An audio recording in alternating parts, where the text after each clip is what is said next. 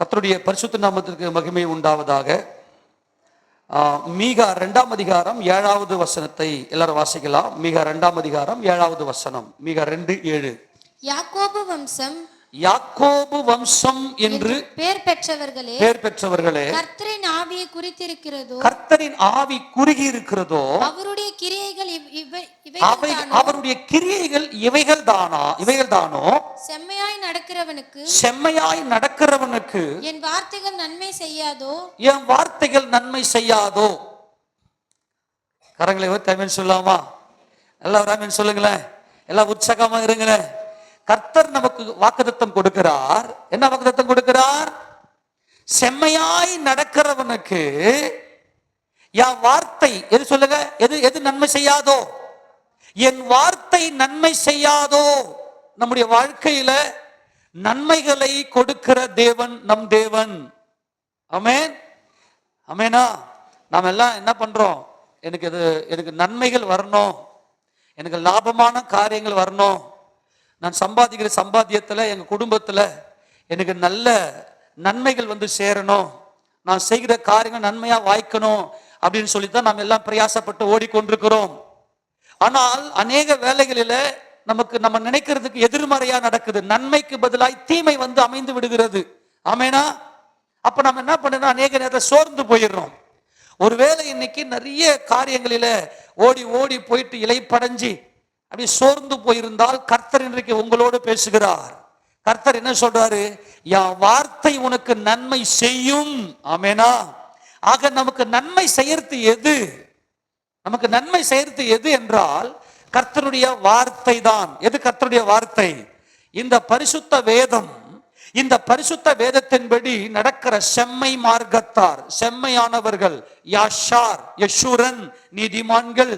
இந்த வேத வசனத்தின்படி யார் ஒருவன் நடக்கிறானோ அந்த மனிதனுக்கு அந்த ஆத்மாவுக்கு தேவன் என்ன செய்றார்னா நன்மையானவைகளை செய்கிறார். நம்முடைய தேவன் எப்படிப்பட்டவர்? 84வது சங்கீதம் 11வது வசனத்தை வாசிக்கலாம். 84வது சங்கீதம் 11வது வசனம். தேவனாகிய கர்த்தர் சூரியனும் கேடகமுமானவர். அவர் கிருபையும் மகிமையும் அருளுவார். உத்தமமாய் நடக்கிறவர்களுக்கு நன்மையை வழங்காதிரார். நம்முடைய ஆண்டவர் உத்தமமாய் நடக்கிறவர்களாகிய நமக்கு, தேவனுடைய வார்த்தைகளின்படி நடக்கிற நமக்கு அவர் நன்மையை வழங்குகிறார். என் ஆவி குறுகிடுச்சா? தேவ சமூகத்துல வந்து ஆண்டவரே எனக்கு நன்மை நடக்கலையே, இந்த நன்மை நடக்குமா? இந்த காரியத்தை நான் செய்ய போறேன், இது நடக்குமா? எனக்கு ஒண்ணுமே தெரியலையே ஆண்டவரே அப்படின்னு பயத்தோட திகிலோட அல்லது சோர்வோடு இருந்தால் இன்றைக்கு ஆண்டவர் சொல்லுகிறார், உத்தமமாய் நடக்கிறவர்களுக்கு அவர் நன்மையை வழங்குகிற தேவன். அவர் நன்மையை வழங்காமல் அவரால் இருக்கவே முடியாது. ஆமென். அவர் யாருக்கு நன்மை செய்கிறார்? 125ஆம் சங்கீதம் 4வது வசனத்தை வாசிங்களேன். 125ஆம் சங்கீதம் 4வது வசனம். கர்த்தாவே நல்லவர்களுக்கும் இருதயத்தில் செம்மையானவர்களுக்கும் நன்மை செய்யும். என்ன செய்யும்? நம்முடைய ஆண்டவர் நன்மைகளை செய்கிற தேவன். ஆமேனா? இதுவரைக்கும் தீமையை போய் நன்மைக்கும் தீமைக்கு என்ன வித்தியாசம்? நன்மையை பார்க்கும் போது நம்முடைய இருதயத்துக்குள்ள ஒரு பெருமகிழ்ச்சி, ஒரு சமாதானம், ஒரு சந்தோஷம் நம்ம இருதயத்துக்குள்ள பொங்கும். தீமையை நம்முடைய இருதயம் பார்க்கும் போது மனம் பதறும், இருதயம் உடையும், சோர்வு ஏற்படும். அப்படியே சோர்ந்து போய் ஒரு மூலையில உட்காந்துருவோம். சின்ன பிள்ளைங்களா இருக்கட்டும், அது பெரியவங்களா இருக்கட்டும், வாலிப பிள்ளைங்களா இருக்கட்டும், எல்லாருமே எதிர்பார்க்கிற ஒரு காரியம் என்ன காரியம் அப்படின்னா, என் வாழ்க்கையில என் நன்மை நடக்காதா, நன்மை நடக்க வேண்டும் என்று சொல்லி. ஆனால் இன்னைக்கு அநேக நேரத்துல சத்துரு நமக்கு விரோதமாய் தீமைகளை தடைகளை கொண்டு வந்தாலும் இன்றைக்கு தேவன் சொல்லுகிறார், இன்னைக்கு சபைக்கு வருகிறோம். எதுக்காக நம்ம சபைக்கு வரோம் தெரியுமா? கர்த்தருடைய வார்த்தையை கேட்க வருகிறோம். ஆமேன் சொல்லுங்க. ஒரு காரியத்தை நம்ம புரிஞ்சுக்குங்க. நான் ஏன் சர்ச்சுக்கு வரணும்?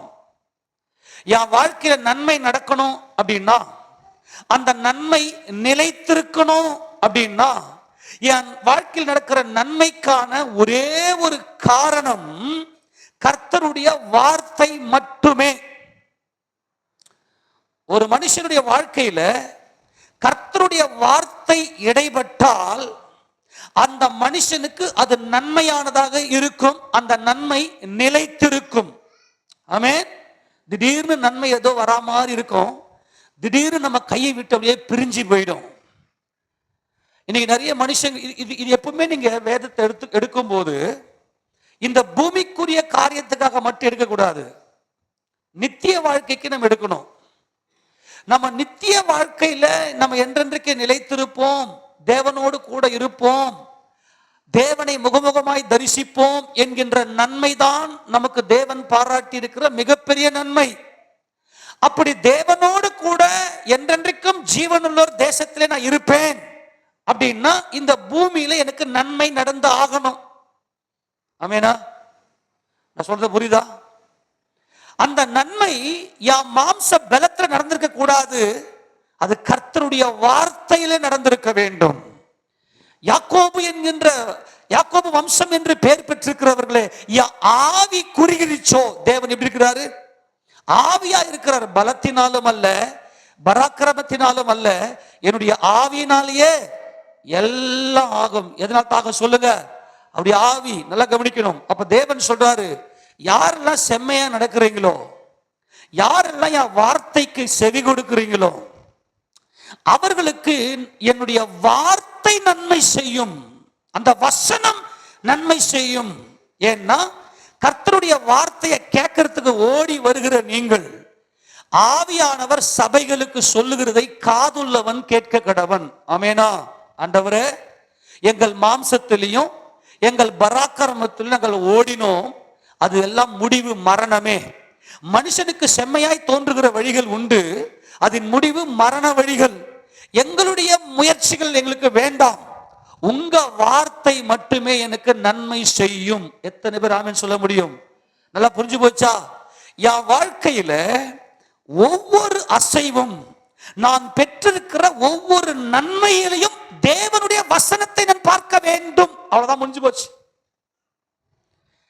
நான் மறுபடியும் சொல்றேன், உங்க வாழ்க்கையில நீங்க அனுபவிக்கிற, உங்க வீட்டில் இருக்கிற ஒவ்வொரு நன்மையும், உங்க வீட்டில் இருக்கிற அரிசியா இருக்கட்டும், கோதுமை மாவா இருக்கட்டும், எண்ணெயா இருக்கட்டும், கடுகா இருக்கட்டும், அல்லது நீங்க படுக்கிற படுக்கையா இருக்கட்டும், நீங்க வைத்திருக்கிற வாகனமா இருக்கட்டும், உங்க வீட்டில் இருக்கிற ஒவ்வொன்றும் வசனமாய் பார்க்க முடியுதா உன்னால? இந்த நன்மை என் தேவன் கொடுத்தது பார்க்க முடியுதுன்னா நித்திய காலமாய் நீ அவரோடு இருப்ப. இன்னைக்கும் நீ எடுக்கிற ஒவ்வொரு காரியத்திலையும் கர்த்தருடைய வசனம், அவருடைய வார்த்தை உனக்கு நன்மை செய்கிறது. என்னுடைய சரீர முயற்சி அற்ப பிரயோஜனம், என் தேவனே உம்முடைய வார்த்தை எனக்கு நன்மை செய்கிறது. ஏனென்றால் கர்த்தர் எனக்கு நன்மை செய்தபடியால் அவரை பாடுவேன். ஆமேனா? சிங்கக்குட்டிகள் தாழ்ச்சி அடைந்து பட்டினியா இருக்கும், கர்த்தரை தேடுகிறவர்களுக்கு ஒரு நன்மையும் குறைவுபடாது. மனிதனுடைய வாழ்க்கையில, கிறிஸ்தவனுடைய வாழ்க்கையில நன்மை செய்யறது எது தெரியுமா? இந்த வசனம். நீங்க சர்ச்சில் வந்து எப்பெல்லாம் சபை கூடுதோ அப்பெல்லாம் வந்து இந்த வசனத்தை கேட்குறீங்களே, அந்த வசனம் அப்படியே உங்களுடைய வாழ்க்கையில அதை நீங்க அனுபவிக்கும் போது, அந்த வசனத்தை நீங்க அனுபவிக்கும் போது, அந்த வார்த்தையுடைய வல்லமை நீங்கள் ருசிக்கும் போது, அந்த வசனம் மட்டுமே உங்க வாழ்க்கையில நன்மைகளை செய்யும். எந்த காரியம்னா இருக்கட்டும், கரெக்டா தேடி கண்டுபிடிச்சு என்னுடைய வாழ்க்கையில இந்த காரியம் நடக்கணும், இந்த காரியம் நடப்பதற்கு என் கர்த்தர் எனக்கு என்ன வார்த்தையை கொடுத்திருக்கிறார், என்ன வார்த்தையை கொடுத்திருக்கிறார் அப்படின்னு கரெக்டா பார்த்து எடுத்து நச்சுன்னு அந்த வசனத்தை பிடிச்சி நீ போய் உட்காருங்களேன். அதே போல இன்னைக்கு ஆண்டவர் என்னோடு எப்படி பேசுவார், என் வாழ்க்கையில இன்னைக்கு ஆண்டவர் என் கூட பேசுவாரா? அவருடைய வார்த்தை மட்டும்தான் எனக்கு ஜீவனை உண்டாக்கும். ஏனென்றால் தேவன் சபையில பேசுகிறார். நீங்க வெளிப்படுத்தின விசேஷத்தை பார்த்தீங்கன்னா 7 சபைகளுக்கும் கர்த்தர் சொல்லும் போது ஆவியானவர் சபைகளுக்கு சொல்லுகிறதை காதுள்ளவன் கேட்க கடவன் அப்படின்வார். எடுத்து வாசிக்க பார்க்கலாம் வேகமா. வெளிப்படுத்தின விசேஷம் 2வது அதிகாரத்தை திருப்பி கொள்ளுங்களேன். அங்க ஒரு வருஷம் தான் வாசிக்கும் போது 2வது அதிகாரத்துல 7ஆம் வசனத்தை வாசிங்க. ஆவியானவர் சபைகளுக்கு ஆவியானவர் சபைகளுக்கு சொல்லுகிறதை காதுள்ளவன் கேட்க கடவன். 11ஆம் வசனம் வாசிங்க. ஆவியானவர் சபைக்கு சொல்லுகிறதை காதுள்ளவன் கேட்க கடவன். கேட்க கடவன். அடுத்தது 17ஆம் வசனம் வாசிங்க. ஆவியானவர் சபைகளுக்கு சொல்லுகிறதை காதுள்ளவன் கேட்க கடவன். அடுத்தது தியத்திர சபைக்கு சொல்லும்போது திருப்பிங்க 29ஆம் வசனத்தை வாசிங்க. ஆவியானவர் சபைகளுக்கு சொல்லுகிறதை காதுள்ளவன் கேட்க கடவன். 3ஆம் அதிகாரம் 6ஆம் வசனம் வாசிங்க. ஆவியானவர் சபைக்கு சொல்லுகிறதை காதுள்ளவன் சபைகளுக்கு ஆவியானவர் சபைகளுக்கு சொல்லுகிறதை காதுள்ளவன் கேட்க கடவன். அதுக்கு அடுத்தபடியாய் 13ஆம் வசனம் வாசிங்க. ஆவியானவர் சபைகளுக்கு சொல்லுகிறதை காதுள்ளவன் கேட்க கடவன். 22ஆம் வசனம் வாசிங்க. ஆவியானவர் சபைகளுக்கு சொல்லுகிறதை காதுள்ளவன் கேட்க கடவன். எத்தனை பேருக்கு காது இருக்குது? இந்த காது அல்ல. எந்த காது தெரியுமா? நம்முடைய ஆத்துமாவினுடைய காது. நம்முடைய ஆத்துமா, நம்முடைய ஆவி உயிர்ப்பிக்கப்பட்டு, எல்லாம் கவனி, ரொம்ப முக்கியம். என்னுடைய ஆவி உயிர்ப்பிக்கப்பட்டு, உள்ளான மனுஷன் உயிர்ப்பிக்கப்பட்டு, ஜலத்தினாலும் ஆவினாலும் பிறந்தவன். ஜலம் என்பது தேவனுடைய வார்த்தை, தேவனுடைய சத்தியம், தேவனுடைய சுவிசேஷத்தை கேட்டு யாருடைய ஆவி உயிர் கொண்டதோ அவன் தான் ஆவியில பிறந்தவன். அந்த மனுஷன் மட்டும்தான் கர்த்தருடைய வார்த்தை மட்டுமே எனக்கு நன்மை செய்யும். என்னுடைய ஆலோசனையோ அல்லது என் சொந்த பந்தனுடைய ஆலோசனையோ உலகத்தின் ஆலோசனையோ என் நண்பனுடைய ஆலோசனையோ எனக்கு ஒரு நன்மையும் செய்யாது. இன்னைக்கு சபையில எங்க அப்பா, என் தேவன் இன்னைக்கு என் கூட எப்படி பேசுவார்? என் இருதயத்தை அறிந்தவர் ஆவியானவர், என் தேவன். அவர் இன்னைக்கு என் இருதயத்தினுடைய வேதனையை அறிந்து அவர் எனக்கு இன்னைக்கு என் கூட பேச போறாரு. ஆண்டவரே இன்னைக்கு என் கூட பேசுவீங்களா? அந்த தாகம் உடையவன் தான் உயிருள்ளவன், காதுள்ளவன்.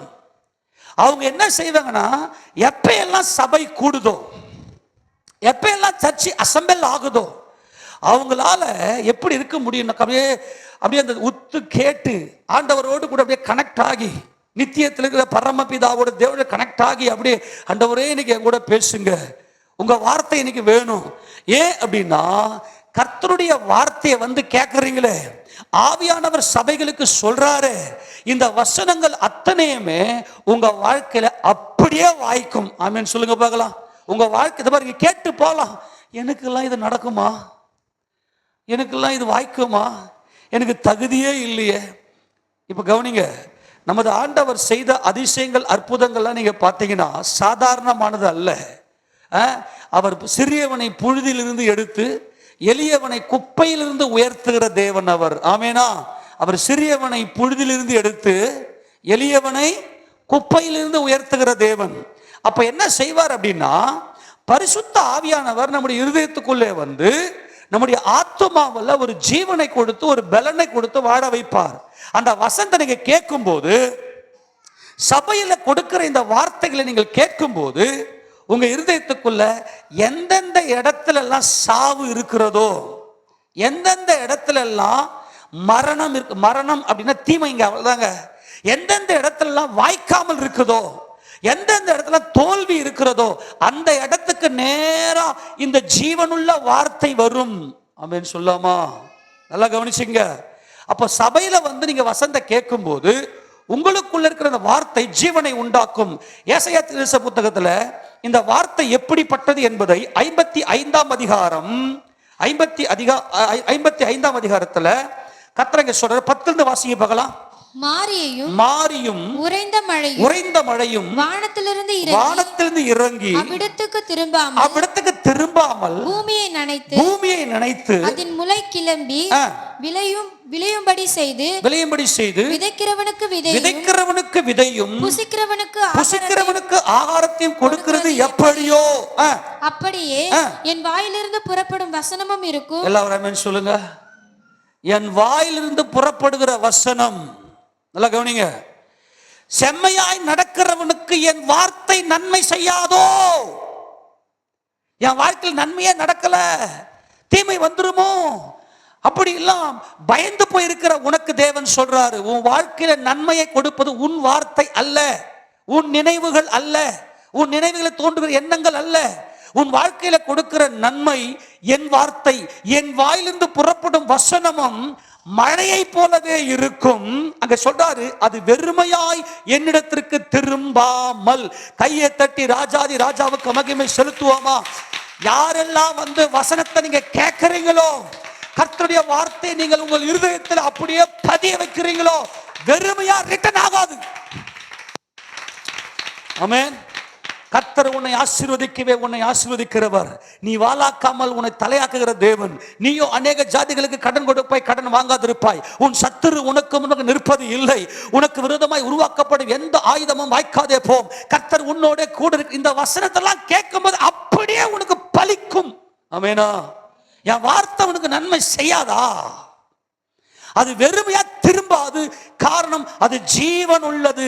நான் அதை அனுப்பின காரியம் ஆகும்படி வாய்க்கும்.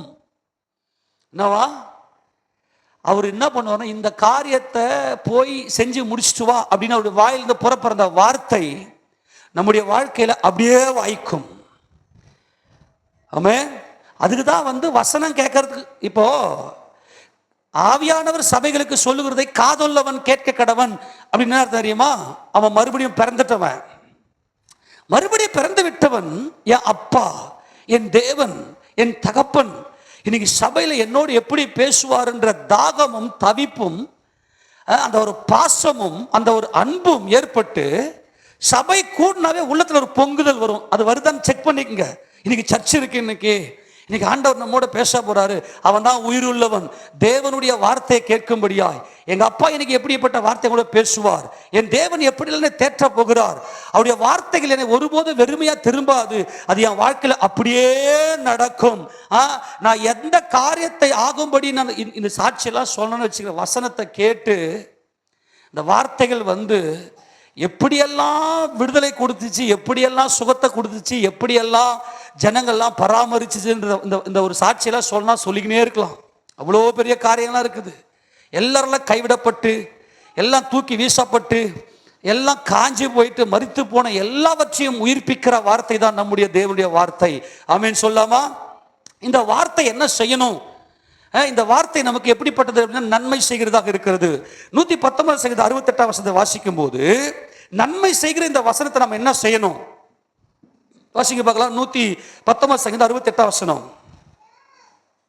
தேவரீர் நல்லவரும் நன்மை செய்கிறவருமாய் இருக்கிறீர். உமது பிரமாணங்களை எனக்கு போதியும். இப்ப கவனிங்க, நீங்க எனக்கு என்ன செய்றீங்க? நன்மை செய்யறீங்க. உங்க வசனம் மட்டும்தான் எனக்கு நன்மை செய்யும். இப்ப சிம்பிளா சொல்ற கவனிங்களேன். ஏதோ ஒரு காரியம் நமக்கு ஆகணும், ரெக்கமெண்டேஷன் கேட்போம். நம்ம நமக்கு நான் போனால் நடக்காது, அவர் யாருன்னா கொஞ்சம் ரெக்கமெண்டேஷன், அவர் தெரிஞ்சு கொஞ்சம் ரெக்கமெண்டேஷன் பண்ணா கொஞ்சம் நல்லா இருக்குமே அப்படின்னு எதிர்பார்த்து அவங்க ஒரே ஒரு ஃபோன் கால் பண்ணுவாங்க. ஒரு வார்த்தை சொன்னதும் அந்த காரியம் நடந்துரும். ஒரு சாதாரண மனிதனை நம்புகிறோம், எனக்கு கொஞ்சம் ரெக்கமெண்ட் பண்ணுங்க அப்படின்னு அந்த மனிதனுடைய வாயிலிருந்து புறப்பட்ட வார்த்தை. ஆனால் வானத்தையும் பூமியை உண்டாக்கின சர்வ வல்லமையுள்ள தேவன் இன்றைக்கு நம்முடைய வாழ்க்கையில நன்மைகளை வாய்க்கும்படியாய் உன் வாழ்க்கையில என்ன நடக்கணும்னு அவர் வாய் திறந்து சொல்றாரோ அது அப்படியே நடக்குது. அப்ப தேவரே, நீ நன்மை செய்கிற தேவனா இருக்கிறீங்க, அதனால நீங்க என்ன செய்யணும்? உமது பிரமாணங்களை எனக்கு போதியும். ஆமென். உமது பிரமாணங்களை எனக்கு போதிங்க ஆண்டவரே அப்படின்னு சொல்லி தேவன் சொல்றாரு. அப்போ இந்த ரகசியத்தை புரிஞ்சவங்க கவனிங்க, ஆவியானவர் சபைகளுக்கு இந்த வேத வசனங்களை போதிக்கிறார், இந்த வேத வசனங்களை சொல்லுகிறார். இதை சொல்லிட்டு நம்முடைய கையில இந்த பைபிளை கொடுக்கிறார்.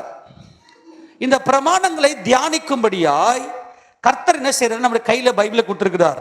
யாருடைய வாழ்க்கையில தேவனுடைய சித்தம் அப்படியே நடக்கும் அப்படின்னா, இந்த வேதத்தை நல்லா கவனிங்க, இந்த வேதத்தை நல்லா வாசித்து, இந்த வேதத்தை தங்களுடைய இருதயத்தில் பதித்து, இந்த வேதத்தை தங்களுடைய வாழ்க்கையில தியானித்து, இந்த வேதத்தை தங்களுடைய வாழ்க்கையில அப்படியே அதிசயமாய் கிறிஸ்து இயேசுடைய மகிமையை பார்த்து, தேவனுடைய மகிமையை பார்த்து, நான் சொல்றது புரியுதா? வாசித்து, இருதயத்தில் பதித்து, தியானித்து, தேவனுடைய மகிமையை பார்த்து, ஆமென், வாசித்து, இருதயத்தில் பதித்து.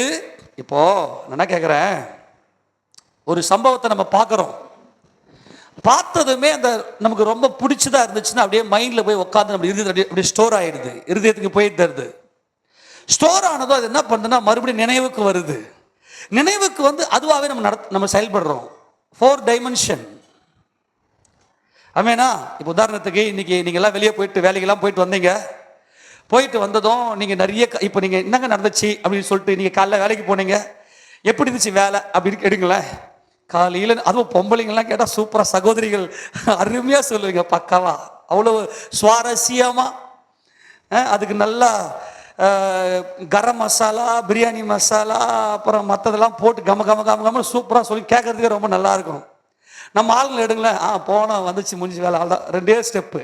போனோம், வேலை செஞ்சால் வேலை முடிச்சு வந்துட்டோம் அப்படின்னு சொல்லிட்டு முடிச்சுடுவாங்க. நம்ம ஆளுங்க சொன்னேன்னா இந்த பஸ்ஸில் போனோம், போகும்போது நாங்கள் இந்நேரம் பார்த்தோம், அப்படியே அந்த ஒரு விஷயத்தையோட டேஸ்ட் பண்ணி நல்லா கவனிங்க. கண்ணில் பார்க்குறோம், பார்த்தது அப்படியே பதிவாகுது, பதிவான நினைவில் வந்து நிற்குது, நினைவில் வந்து நின்னதும் அது அப்படியே செயல்பாடாக மாறுது. இதுதான் சேம். இப்போ தேவன் நமக்கு என்ன சொல்லி தரார் அப்படின்னா, எல்லாம் கவனிக்கணும். ஆவியானவர் சபைகளுக்கு சொல்லுகிறதை காதுள்ளவன் கேட்க கடவன்.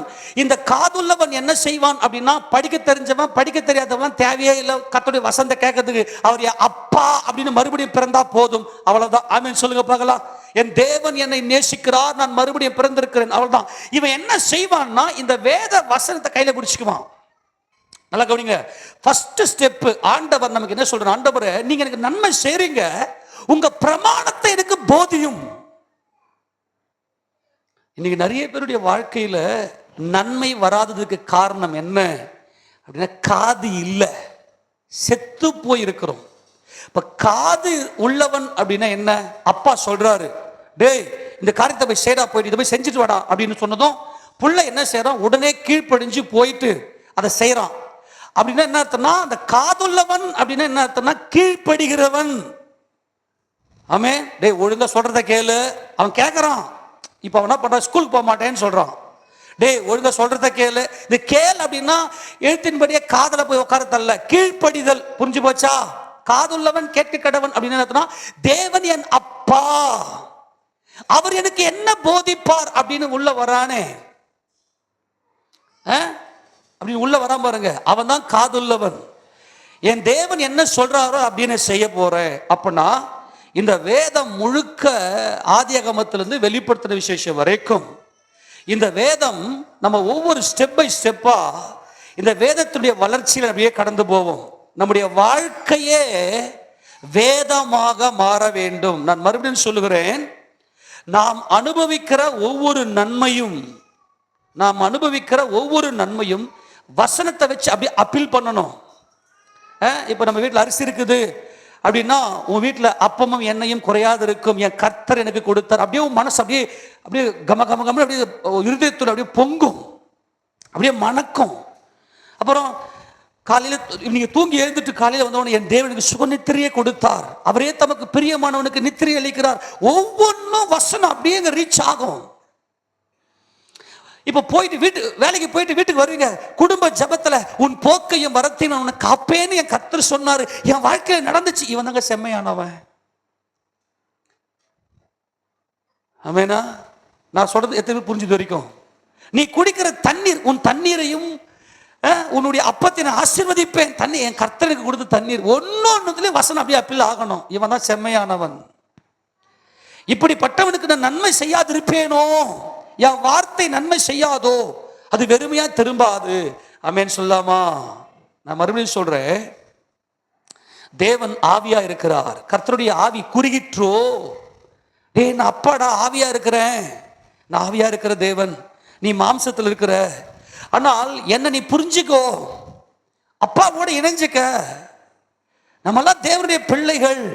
அவருடைய நோக்கம் எல்லாம் நாம் அவரை முகமுகமாய் தரிசிக்க வேண்டும்.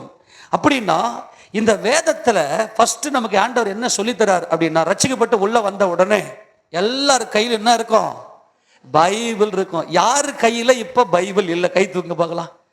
யாராச்சும் பைபிள் இல்லாம உட்காந்துக்கிறீங்களா? கர்த்தருக்கு ஸ்தோத்திரம். அப்படின்னா நீங்க உங்களுக்கு காது இருக்கு. ஆமேனா? நீங்க விருத்த சேதனம் உடையவர்கள், நீங்கள் ஜீவன் உடையவர்கள். ஆமேன். ஏனென்றால் அப்பாவுடைய வார்த்தை நம்ம கிட்ட இருக்குது. நல்லா கவனிங்க. கையில பைபிள் வந்ததும், சரி கவனிங்க, கையில பைபிள் வந்ததும் ஏதோ பைபிள கையில, என்கிட்ட கையில பைபிள் இருக்கு, நல்லா கவனிங்க, ரட்சிக்கப்பட்ட உள்ள காது உள்ளவர்களாக சுவிசேஷத்தை கேட்டதும், தேவன் கர்த்தராகிய இயேசு கிறிஸ்து மரித்து அடக்கம் பண்ணப்பட்டு மூன்றாவதுல உயிரோடு எழுந்தார், அவர் தேவனுடைய வலது பாசத்தில் உட்கார்ந்திருக்கிறார், நமக்காக பரிந்து பேசிக் கொண்டிருக்கிறார், அவர் சீக்கிரமாய் வரப்போகிறார் அப்படின்ற சுவிசேஷத்தை கேட்டதும், ஜலத்தை கேட்டதும் ஆவியில பிறக்கிறோம்.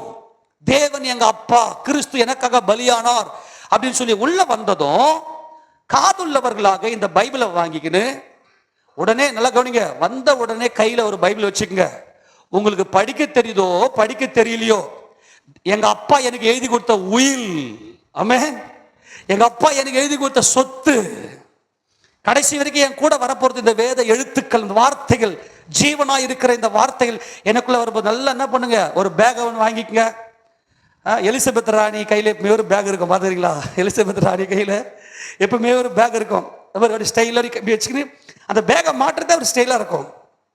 நீங்க எல்லாம் என்ன பண்ண, கம்பல்சரி ஒரு பேக்கை வாங்கிக்கணும். அந்த பேக்ல இந்த பைபிள், அதுக்கப்புறமா ஒரு நோட்ஸ் இருக்கிற ஒரு நோட்டு, அப்புறம் ஒரு பாட்டு புக்கெல்லாம் எடுத்து கையில் வச்சு எப்பவுமே உங்க கூடவே இருக்க வேண்டும். ஆமேனா? சரி கவனிங்க, எதுக்கு அப்படின்னா திருப்பி திருப்பி சும்மா பார்க்கறதுக்கு இல்லை. இந்த மாட்டில் சில பேர் என்ன பண்ணுவோம், நாத்திகம் வரும்போது தான் தூசு தட்டி எடுப்பாங்க. யாருக்கு நன்மை செய்வார் தேவன் அப்படின்னா, இந்த வசனத்தை கொஞ்சம் உத்து பாடுறா. முதல்ல இந்த வேத வசனத்தை நம்ம என்ன செய்யணும் அப்படின்னா, ஆவியில பிறந்தவர்கள் என்ன செய்வாங்க, உண்மையிலே ரட்சிக்கப்பட்டவங்க, நான் சொல்றது இப்ப அவங்க வாழ்க்கையில நன்மைகளை அந்த வசனமே கிரியை செய்து நடக்கும். ஃபர்ஸ்ட் என்ன செய்வாங்க அப்படின்னா, இந்த வேதத்தை அவர்கள் வாசிப்பார்கள். அவங்களால இந்த வேதத்தை வாசிக்காம இருக்கவே முடியாது. இது கர்த்தருடைய வேதம். நல்லா கவனிங்க, அவங்க என்ன செய்வாங்கன்னா, இந்த வேதத்தை வாசிக்காம அந்த நாள்ல ஒரே ஒரு நாள் கூட வேதத்தை வாசிக்காம இருக்கவே முடியாது அவங்களால. எப்படி ஒரு குழந்தை பிறந்ததும் ஒரு தாயின் பாலின் மேல வாஞ்சையா இருக்குமோ, அதே போல மறுபடியும் பிறந்தவர்கள், மறுபடியும் பிறந்திருக்கிறவர்கள் இந்த கர்த்தருடைய வார்த்தையின் மேல பயங்கர வாஞ்சை உள்ளவர்களாக இருப்பார்கள். அவங்க என்ன செய்வாங்கன்னா, வாசித்து கொண்டே இருப்பாங்க. இது கர்த்தருடைய வேதம். ஆமென் சொல்லுங்க, இது கர்த்தருடைய வேதம். இப்போ நான் ஃபர்ஸ்ட் குறிப்பு சொல்றேன், நல்லா கவனிங்க. இதுல என்னுடைய ஆவி, கர்த்தருடைய ஆவி குறிகிற்றோ அப்படின்னு சொல்லிட்டு, செம்மையாய் நடக்கிறவனுக்கு என் வார்த்தை நன்மை செய்யாதோ அப்படின்ற தேவன் ஆவியா இருக்கிறார். இந்த ஸ்டெப்பை நம்ம அடையிறதுக்கு 4 இதே 4 டைமென்ஷன் நமக்கு தேவை, 4 பரிமாணங்கள் தேவை. அல்லது நீங்க உங்களுக்கு புரியுற மாதிரி 4 வளர்ச்சி படிகள் உங்களுக்கு தேவை. முதல்ல இந்த பைபிள் நம்ம கைக்கு வந்தது என்ன செய்வாங்கன்னா, அவங்க வாசிச்சுக்கினே இருப்பாங்க. இப்போ ஆண்டவர் ஒரு கட்டளை கொடுக்கும்போது, யாத்ராகம புத்தகத்துல ஃபர்ஸ்ட் இல்லை, சரி உபாகம் எடுத்துங்க. முதல்ல உபாகமம் 31வது அதிகாரத்தை திருப்பி கொள்ளுங்களேன். ஆண்டவர் இந்த வேதத்தை மோசேயிடத்தில் கொடுக்கும் போது, மோசே ஒரு பெரிய கட்டளை அங்கே கொடுத்தார். 31ஆம் அதிகாரம் 11 வாசிங்க பார்க்கலாம். உன் தேவனாகிய கர்த்தர் தெரிந்து கொள்ளும் ஸ்தலத்தில் இஸ்ரவேல் எல்லாரும் அவருடைய சந்நிதியில் சேர்ந்து வருகிற போது இந்த நியாயப்பிரமாணத்தை இஸ்ரவேல் எல்லாரும் கேட்க அவர்களுக்கு முன்பாக வாசிக்க கடவாய். ஃபர்ஸ்ட் எல்லாருக்கும் முன்பதாக இந்த வசனத்தை வாசி, எல்லாரும் கேட்கட்டும். முதல்ல இந்த வேதத்தை என்ன பண்ணுவோம்னா, ஃபர்ஸ்ட் ஸ்டெப்பு, ஜீவன் உள்ளவர்கள், உயிர் அடைந்தவர்கள், தேவனை விசுவாசிக்கிறவர்கள் இந்த வேத வசனத்தை வாசித்து கொண்டே இருப்பார்கள். தொடர்ந்து வாசிமாத, புருஷர்களும் ஸ்திரீகளும் பிள்ளைகளும் உன் வாசலில் இருக்கும் அந்நியர்களும் கேட்டு, கவனி, கேட்டு கற்றுக்கொண்டு உங்கள் தேவனுடைய கர்த்தருக்கு பயந்து இந்த நியாயப்பிரமாண வார்த்தைகளின்படி எல்லாம் செய்ய கவனமா இருக்கும் படிக்கும். நல்லா கவனிங்க, கேட்கணுமா, கற்றுக்கொள்ளணுமா, பயப்படணுமா, இந்த வேத வசனத்தின்படியே நடக்கணுமா, செய்ய கவனமா. 4 ஸ்டெப் அங்க சொல்ற, 4 பரிமாணங்களை சொல்றார். அதை அறியாத உங்கள் பிள்ளைகளும், இல்ல 13, அதை அறியாத அவர்கள் பிள்ளைகளும் கேட்டு நீங்கள் யோர்தானை கடந்து சுதந்தரிக்க போகிற தேசத்தில் உயிரோடு இருக்கும் நாளெல்லாம் உங்கள் தேவனாகிய கர்த்தருக்கு பயப்பட கற்றுக்கொள்ளும்படிக்கும் ஜனத்தை கூட்டி அதை வாசிக்க வேண்டும் என்றார். ஜனத்தை கூட்டி அதை என்ன பண்ணணும்? வாசிக்கணும். ஆமென் சொல்லுங்க. ஃபர்ஸ்ட் தேவன் நமக்கு கொடுக்கிற இந்த கற்பனை என்னவென்றால், யாருக்கு நன்மை வரும்னா, கர்த்தருடைய வசனம் எனக்கு நன்மையை கொடுக்கிறது. வெறுமையா திரும்பாது. இந்த வசனம் என்ன சொல்லுதோ அது அப்படி என் வாழ்க்கையில வாய்க்கும். அப்ப முதல்ல அவங்க என்ன செய்வாங்கன்னா, கர்த்தருடைய வசனத்தை வாசித்து கொண்டே இருப்பார்கள். இந்த வசனத்தை என்ன பண்ணனாக்கா, அடுத்த வசனம், ஒரு வசனத்தை வாசிங்க பார்க்கலாம். யாத்ராகம புத்தகத்துல 24ஆம் அதிகாரத்தை திருப்பி கொள்ளுங்களேன். அங்கே ஆண்டவர் மோசேக்கு சொல்லும் போது இந்த வசனத்தை முதல்ல எழுது அப்படின்னு சொல்லுவார். 24ஆம் அதிகாரத்துல வாசிங்க பார்க்கலாம். 4ஆம் வசனத்தை வாசிங்க. மோசே கர்த்தருடைய வார்த்தையெல்லாம் எழுதி வைத்து, ஆமென் சொல்லுங்க. அவர் என்ன பண்ணாரு? எழுதி வைத்து அதை வாசிக்க சொல்றாரு. எல்லாரும் ஆமென் சொல்லுங்க பார்க்கலாம். அந்த வேதத்தை என்ன பண்ணணும்? வாசி, நீ படி. கர்த்தருடைய வேதத்தை நீ முதல்ல வாசி. அப்போ தேவன் என்ன கற்றுக் கொடுத்தாருன்னா, ஒரு ராஜா உனக்கு யாராச்சும் வந்தான் அப்படின்னா, உங்க தேசத்துல ஒரு ராஜா இருக்கிறான் அப்படின்னா, அந்த ராஜா தம்முடைய ஜனங்களுக்கு நீதியா நியாயம் செய்யணும்னா, நான் கொடுக்கிற இந்த பைபிள ஒரு காப்பி எடுத்து ஒரு பிரிண்ட போட்டு அதை என்ன செய்யணும்னா அவன் கையில வச்சுக்கணும்.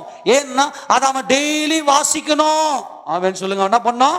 அவன் டெய்லி வாசிக்கணும். உபாகமம் 27ஆவது அதிகாரம், 17ஆம் அதிகாரம், உபாகமம் 17. ஆண்டவர் கொடுக்கிற கற்பனைகளை கொஞ்சம் வாங்க, கொஞ்சம் வேகமா ஆண்டவர் என்ன சொல்றாரு பார்க்கலாம். 18 இருந்து வாசிக்க பார்க்கலாம்.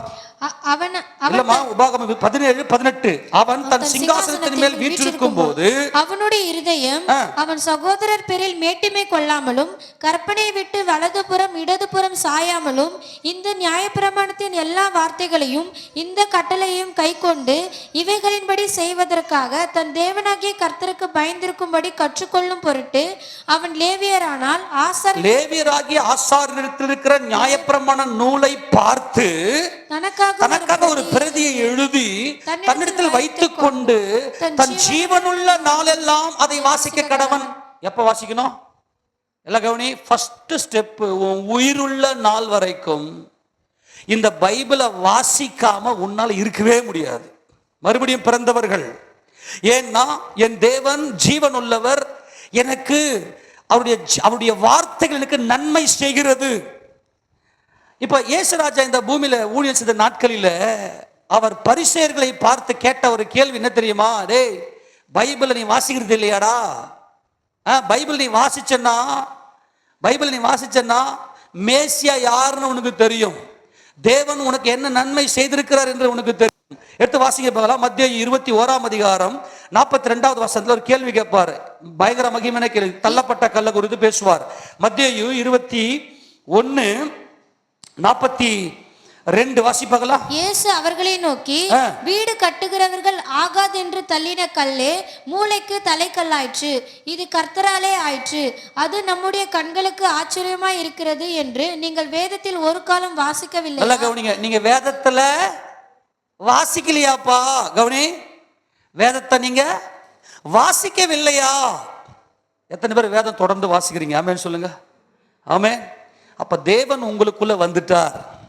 உங்க வாழ்க்கையில நடக்கிற ஒவ்வொன்றும் கர்த்தருடைய வசனம் தான். அவருடைய நாமம் என்றென்றைக்கு மகிமைப்படுவதாக. இப்ப கவனிங்க, கர்த்தருடைய வேதத்தை நம்ம வாசிக்கும் போது, கர்த்தருடைய வார்த்தையை நாம் வாசிக்கும் போது, இதை விசுவாசிக்கும் போது, இது தேவனுடைய வார்த்தை என்று விசுவாசிக்கும் போது நமக்கு என்ன நடக்கிறது அப்படின்னா, நம்முடைய வாழ்க்கையில நிறைய போராட்டங்கள் வரும். சத்துரு நம்ம என்ன செய்வான்னாக்கா, தேவனுடைய இந்த ஜீவ பாதையை விட்டு நம்ம சரிந்து விழும்படியாய் நம்முடைய வாழ்க்கையில போராட்டங்கள் துன்பங்கள் எல்லாம் கொடுக்கும்படியா உள்ள வருவான். ஆனால் நம்ம என்ன செய்யணும்னாக்கா, இந்த கர்த்தருடைய வார்த்தையை விசுவாசித்து, இது தேவனுடைய வார்த்தை, இது ஜீவனுள்ள தேவனுடைய வார்த்தை, ஒருபோதும் கர்த்தரனை கைவிடுவது இல்லை அப்படின்னு சொல்லி கர்த்தருடைய பரிசுத்த நாமத்தை நாம் மகிமைப்படுத்தும்படியாய் சத்துருக்கு அப்படியே எதிர்த்து நிற்க வேண்டும். ஆமென் சொல்லுங்க. கர்த்தருடைய வசனத்தை நம்ம நல்லா தெரிஞ்சுக்கினாதான் பிசாசு விரிக்கிற எப்பேற்பட்ட பயங்கர வல்லமையில் இருந்தும் நாம் விடுதலை ஆக முடியும். முதல்ல நம்ம விசுவாசிக்க வேண்டியது, இது தேவனுடைய வார்த்தை. இந்த தேவனுடைய வார்த்தையானது நான் ஒவ்வொரு நாளும் வாசிக்கிறேன். வாசிக்கிறவன் சிந்திக்க கடவன். வேதம், இந்த வேதத்துல நீங்க ஒரு நாள் வாசிக்கவில்லையா, இதையெல்லாம் கர்த்தர் அடிக்கடி கேட்டுக்கொண்டே இருப்பார். இப்போ அதே போல பிசாசு என்ன பண்றான், ஏசப்பாவை சோதிக்க வரான். சோதிக்க வரும்போது அவன் எதை வச்சு சோதிக்கிறான்னா, வார்த்தையை வச்சு சோதிக்கிறான். அவன் பயங்கர தந்திரக்காரன். ஆனா ஆண்டவர் என்ன பண்ணாரு அப்படின்னா, டேய் நீ வசனத்தை வச்சு இப்படி சொல்ற, எழுதிருக்கிறதே, ஆமென், வேதம் தேவனுடைய வார்த்தை, இது எழுதிருக்கிறது. இவன் வந்து என்ன பண்றான், நீர் தேவனுடைய குமாரனே ஆனால் இந்த கல்லை அப்பமாக்கும்படி செய்யும் அப்படின்னு சொல்றான். அப்ப ஆண்டவர் என்ன சொல்றாருன்னா, மனுஷன் அப்பத்தினாலே மாத்திரமல்ல தேவனுடைய வாயிலிருந்து புறப்படுகிற ஒவ்வொரு வார்த்தையிலும் பிழைப்பான் என்று எழுதியிருக்கிறதே. எல்லாரும் ஆமென் சொல்லுங்க. மோசேயை கண்டு கர்த்தர் சொல்றாரு, மோசே இந்த வசனத்தை போய் எழுதுப்பா, இதை எழுது, இதை எழுது. அப்ப தேவன் எழுதி கொடுத்த இந்த வேத வசனத்தை வைத்து நாம் வாசிக்க வேண்டும். வாசித்தால் தான் பிசாசுடைய போராட்டத்தை எல்லாம், எனக்கு இப்படிப்பட்ட பிரச்சனை போராட்டம் வருது, இப்ப சத்துரு ஜெயிக்கணும்னா அவனை எப்படி நான் மேற்கொள்ளணும்னாக்கா, இந்த எழுதி இருக்கிற இந்த வேத வசனத்தை நான் வாசித்தால் தான் அவனை வச்சு வசனம் இப்படி சொல்லுது நீ போடா அப்படி நம்ம ஜெயிக்கலாம். எடுத்து அந்த வசந்த வாசிங்க. மத்திய சுவிசேஷ புத்தகத்துல எப்படி எல்லாம் தேவன் அவனை ஜெயித்தார். 4வது அதிகாரத்துல 4வது வசந்த வாசிக்க பார்க்கலாம். அவர் பிரதியுத்தரமாக, மனுஷன் அப்பத்தினாலே மாத்திரமல்ல தேவனுடைய வாயிலிருந்து புறப்படுகிற ஒவ்வொரு வார்த்தையிலும் பிழைப்பான் என்று எழுதியிருக்கிறதே என்றார். அடுத்தது பாத்தீங்கன்னா 7வது வசனம் வாசிங்க. அதற்கு இயேசு, உன் தேவனாகிய கர்த்தரை பரீட்சிப்பாராதிருப்பாயாக என்று எழுதியிருக்கிறதே என்றார். 10வது வசனம் வாசிங்க. அப்பொழுது இயேசு, அப்பாலே போ சாத்தானே, உன் தேவனாகிய கர்த்தரை பணிந்து கொண்டு அவர் ஒருவருக்கே ஆராதனை செய்வாயாக என்று எழுதியிருக்கிறதே என்றார். அப்போது பிசாசானவன் அவரை விட்டு விலகி போனான். உடனே தேவதூதர்கள் வந்து அவருக்கு பணிவிடை செய்தார்கள். ஆமெனா. எல்லாம் கவனிங்க. நீ வேதத்தை வாசிக்கும் போது அந்த வேதத்தை வாசித்தா அப்படியே மைண்ட்ல நிற்கும் இல்லையா, வசனம் இப்படி சொல்லுதே, எனக்கு ஏன் இப்படிப்பட்ட பிரச்சனை வந்துச்சு, என் வாழ்க்கையில் ஏன் இப்படிப்பட்ட போராட்டத்துக்கு காரணம் என்ன, வசனம் இப்படி எழுதியிருக்கும் போது எனக்கு ஏன் இப்படி நடக்குது அப்படின்னு சொல்லி உங்க அறிவுபூர்வமாக சிந்தித்து என்ன பண்ணலாம்னா, இப்படி எழுதியிருக்கிறதே, எனக்கு ஏன் இப்படி நடக்கிறது, ஆமெனா ஆமெனா, எனக்கு நன்மை உண்டாகும்படி இந்த வசனம் எழுதியிருக்கிறதே. நல்லா கவனிங்க. எழுதியிருக்கிறதே அப்படின்னு சொன்னதுமே அவன் ஓடி போயிட்டான். இன்னைக்கு அநேக பேர் வஞ்சிக்கப்பட்டதுக்கு காரணம் என்ன, ரட்சிக்கப்பட்டு ஆரம்ப நாட்களில் கர்த்தருடைய வார்த்தையை கேட்டது ரொம்ப சந்தோஷத்துல உள்ள வராங்க, சந்தோஷமா கர்த்தருடைய வார்த்தை கேட்கறாங்க. ஆனா கொஞ்சம் அவங்களுடைய ஆவிக்குரிய வாழ்க்கையில வளர்ச்சி வருமா அப்படின்னு பார்த்தா வளர்ச்சி வராம அப்படியே டவுனா போறாங்க. அதுக்கு காரணம் என்னன்னா, வாசிக்கிறது இல்லை, அது சிந்தனையில நிக்க வைக்கிறது இல்லை. அதனால தான் பிசாசு அப்படிப்பட்ட ஆத்துமக்கள் ஈஸியா வஞ்சித்து விடுகிறான். ஆனால் ஒரே ஒரு காரியம், சத்துருவை நாம் மேற்கொள்ள வேண்டுமேனால் எழுதியிருக்கிற இந்த வேத வசனத்தை உன் சிந்தனையில வைத்துக்கொண்டு, என் தேவன் எனக்கு நன்மையாக மாத்திரமே எழுதி வைத்திருக்கிறார், நன்மையாக எழுதப்பட்டிருக்கிற இந்த வேத வசனம் எனக்கு எப்படி தீமை வரலாம். ஆமென். நல்ல அலாட்னஸா இருப்பாங்க வேதத்தை வாசிக்கிறவங்க. என் தேவன் எனக்கு எழுதி கொடுத்திருக்கிற இந்த வேத வசனம் மகிமையின் வார்த்தை. ஆனால் சத்துரு என்ன வேற பாதையில கொண்டு போறான். கவனிங்களா, இன்னைக்கு வாலிப பிள்ளைங்களாம் ஏன் விழுந்து போறாங்க, வசனத்தினுடைய வல்லமையை எழுதி இருக்கிறதை அவர்கள் வாசிக்கிறது இல்லை. சரி, எழுதி இருக்கிறதே அப்படின்னு சொன்னா அந்த சாத்தானுடைய சிங்காசனம் உட்காந்துங்கிறான் பாரு, அவன் அஸ்திபாரமே அப்படியே அலறும். அவன் அஸ்திபாரம் ஒரு பெரிய வைப்ரேட் ஆகி அவன் எழுதியிருக்கிறத வசனம் எழுதியிருக்கிறத இந்த வார்த்தையை நீ யூஸ் பண்ணி பாரு. உனக்கு முன்னாடி சத்துரு எப்பேற்பட்ட பவர்ல இருந்தாலும் அவன் தலை நசுங்கும். ஆமெனா.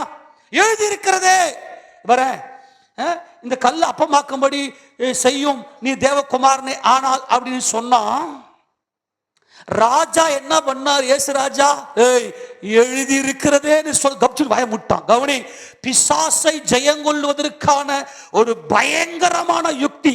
கவனி எல்லாம் வாலிப பிள்ளைங்க, கவனிங்கம்மா எல்லாம் கவனி. பிசாசு இன்னைக்கு தவறான சிந்தனையை கொண்டு வருவான். இந்த பாதையில போ, இப்படி செய், அப்படி செய்யு. ஒரே ஒரு காரியம், இப்படி அல்லவா எழுதியிருக்கிறது, உன் வாலிப பிரயாயத்திலே உன் சிருஷ்டிகரை நினை என்றல்லவா எழுதியிருக்கிறது. என் சிருஷ்டிகரை நினைக்காம ஒரு தப்பான பையனை நினைக்க வைக்கிறானே, உன் வாலிப பிரயாயத்திலே உன் சிருஷ்டிகரை நினை அப்படின்னு சொன்னதுமே பிசாசு கொண்டு வரும் அசுத்தமான எண்ணங்கள் உடனே நீங்கும். ஆமென். எழுதியிருக்கிறதே. ஆமென். எழுதியிருக்கிறதே. ஆமென். எழுதியிருக்கிறதே. ஆமென். அப்ப என்ன செய்யணும்? கர்த்தர் சொல்ற வாசி, வேதத்தை நீ வாசிக்க. வேதம் தேவன் கூட எழுதியிருக்கிறதே. உனக்கு ஒரு பிரச்சனை, அந்த பிரச்சனை உனக்கு ஆப்போசிட்டா தெரியுது, உனக்கு நஷ்டத்தை கொண்டு வருகிறது. என் தேவன் எனக்கு நன்மை அல்லவா அனுமதித்திருக்கிறார், என் வாழ்க்கையில நன்மை அல்லவா எழுதி வைத்திருக்கிறார். என் லைஃப்ல ஏன் இந்த தீமை நடக்கிறது, இப்படி அல்லவா என் தேவன் எழுதி கொடுத்திருக்கிறார் சொன்ன உடனே அந்த பிரச்சனை மாறும். ஆமென். ஆமென். அது என்ன எழுதி இருக்கிறது? எழுதியிருக்குதேன்னு சொல்லிட்டு வாய அமைச்சு கப்சுன்னு மூடுருவான். சில வேலைகளை பிசாசு நம்ம சிந்தனையை போட்டு டைவர்ட் பண்ணுவோம் பாருங்க. ஐயோ கொடுமையா இருக்கும். எழுதியிருக்கிறது. ஹல்லேலூயா. ஆமென். எழுதியிருக்கிறது. ஆமென். ஏன் எழுதியிருக்கிறதுன்னு சொன்னா அவன் சிங்காசனமே ஆடுது. ஆமென். என்னைக்கு ஒரு கிறிஸ்தவன் இது என் தேவனுடைய வார்த்தை, இந்த வார்த்தையானவர் இயேசுவானவர், இதை எழுதி கொடுத்தவர் பரிசுத்த ஆவியானவர், இந்த திருத்துவ தேவனுடைய மகிமைக்குள்ளே உள்ளே வருகிறதோ அதுதான் மகிமை. எல்லாம் கவனிங்க. தேவன் எப்படி இருக்கிறார்? ஆவியா இருக்கிறார்.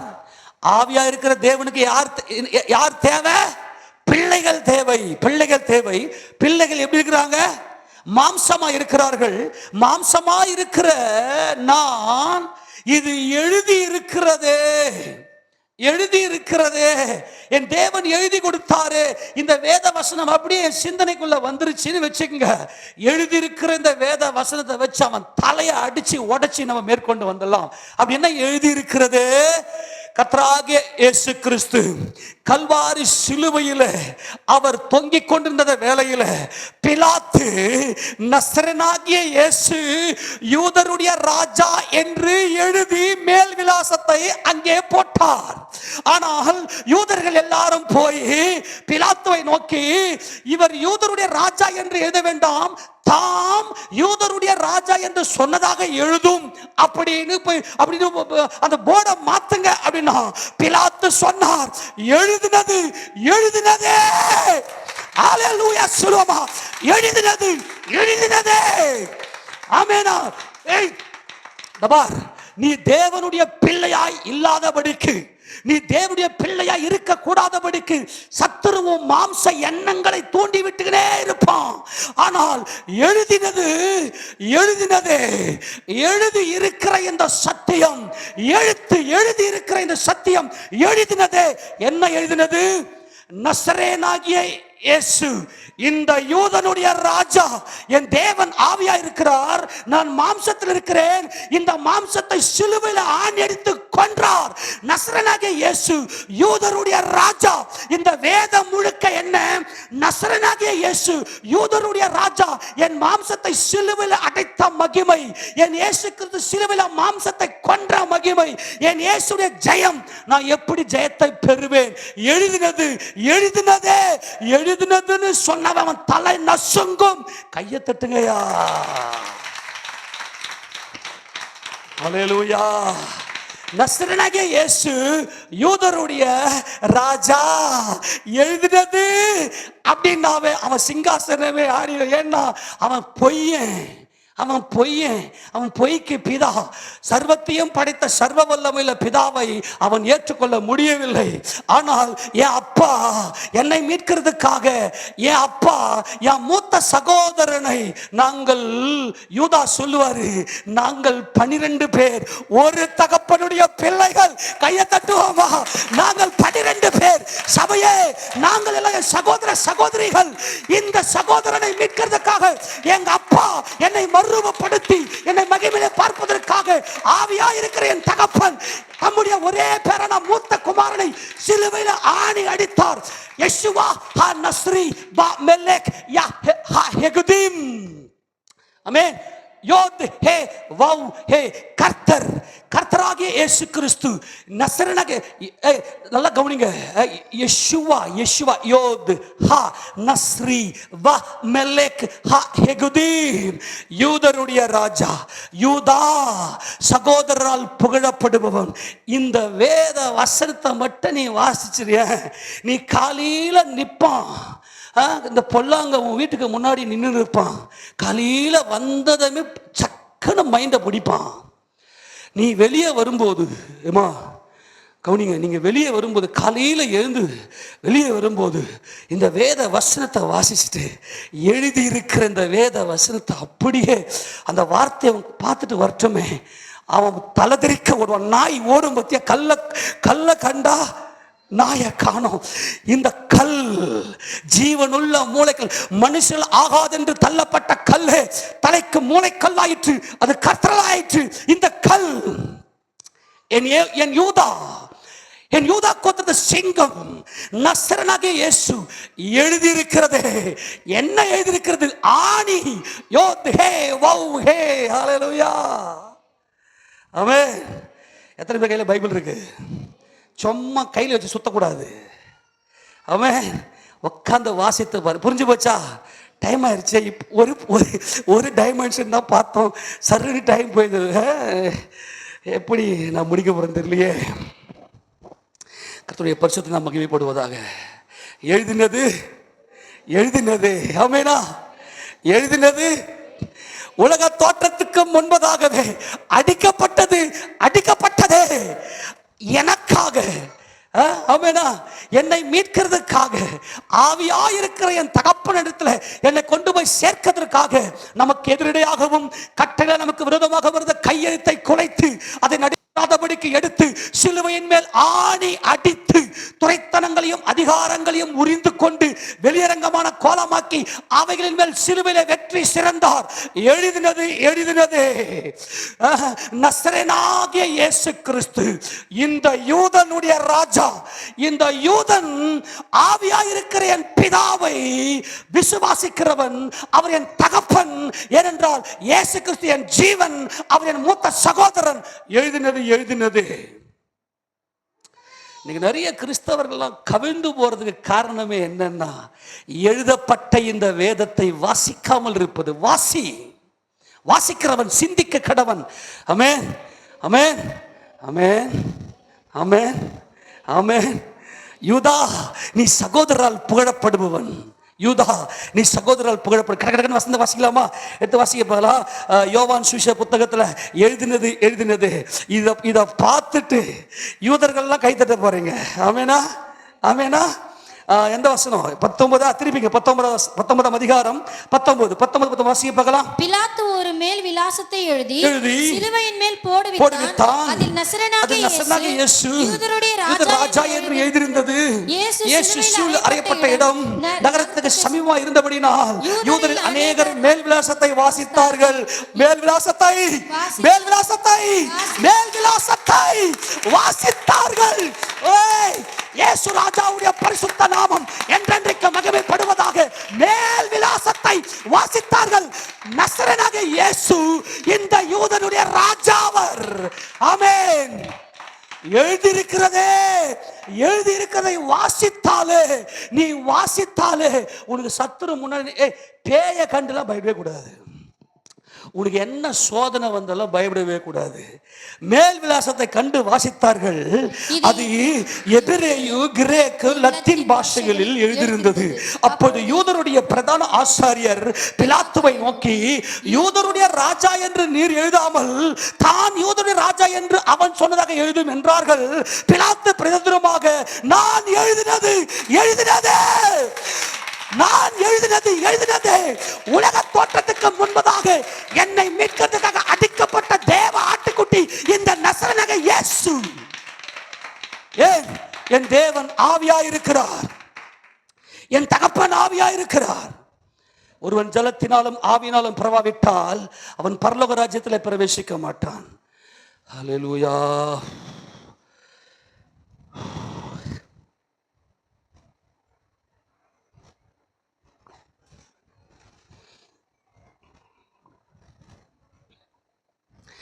கடங்காரன் வந்துட்டான், நீயோ அநேக ஜாதியில கடன் கொடுப்பாய், கடன் வாங்காதிருப்பாய் என்று எழுதியிருக்கிறதே சொல்லு, ஓடி போயிடுவோம். ஆமென்.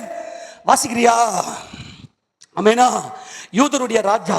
இந்த யூதர்கள் அப்படின்னா யாரு? ஆதியாகமம் 42:32 வாசிப்பாங்களா?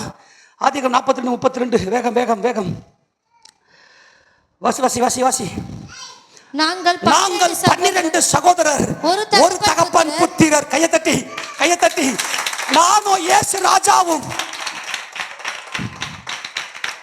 அல்லேலூயா.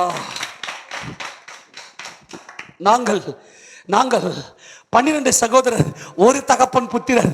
அந்த ஒரு தகப்பன் சர்வ வல்லமையுள்ள பிதாவாகிய தேவன், அந்த ஒரு தகப்பனுடைய புத்திரர் நாங்கள். ஆமெனா, ஆமெனா. நாங்கள் ஒரு தகப்பனுடைய புத்திரர்.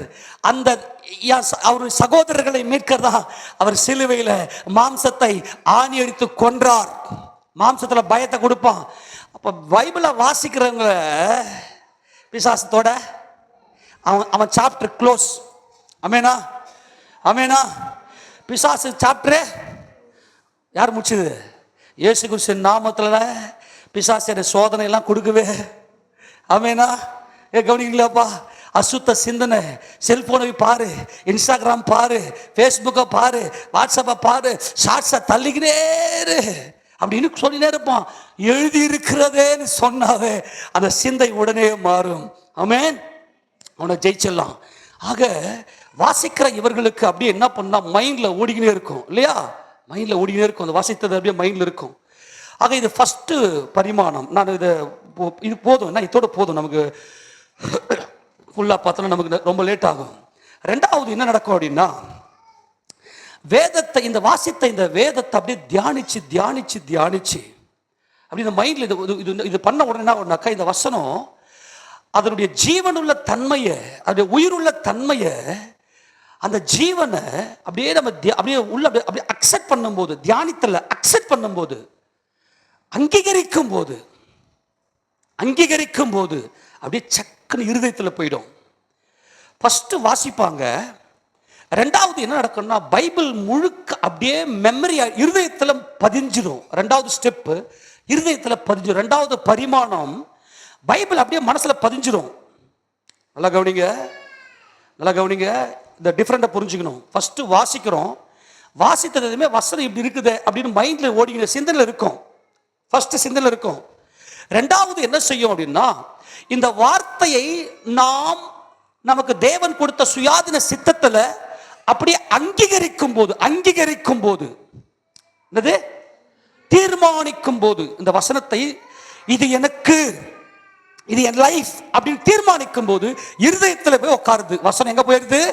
இருதயத்தினுடைய ஆத்துமாவில் போய் இந்த வசனம். ரெண்டாவது பரிமாணம் என்னன்னா, இப்ப பைபிள் கையில் இருக்கிற இந்த பைபிளை நான் வாசிக்கிறேன்.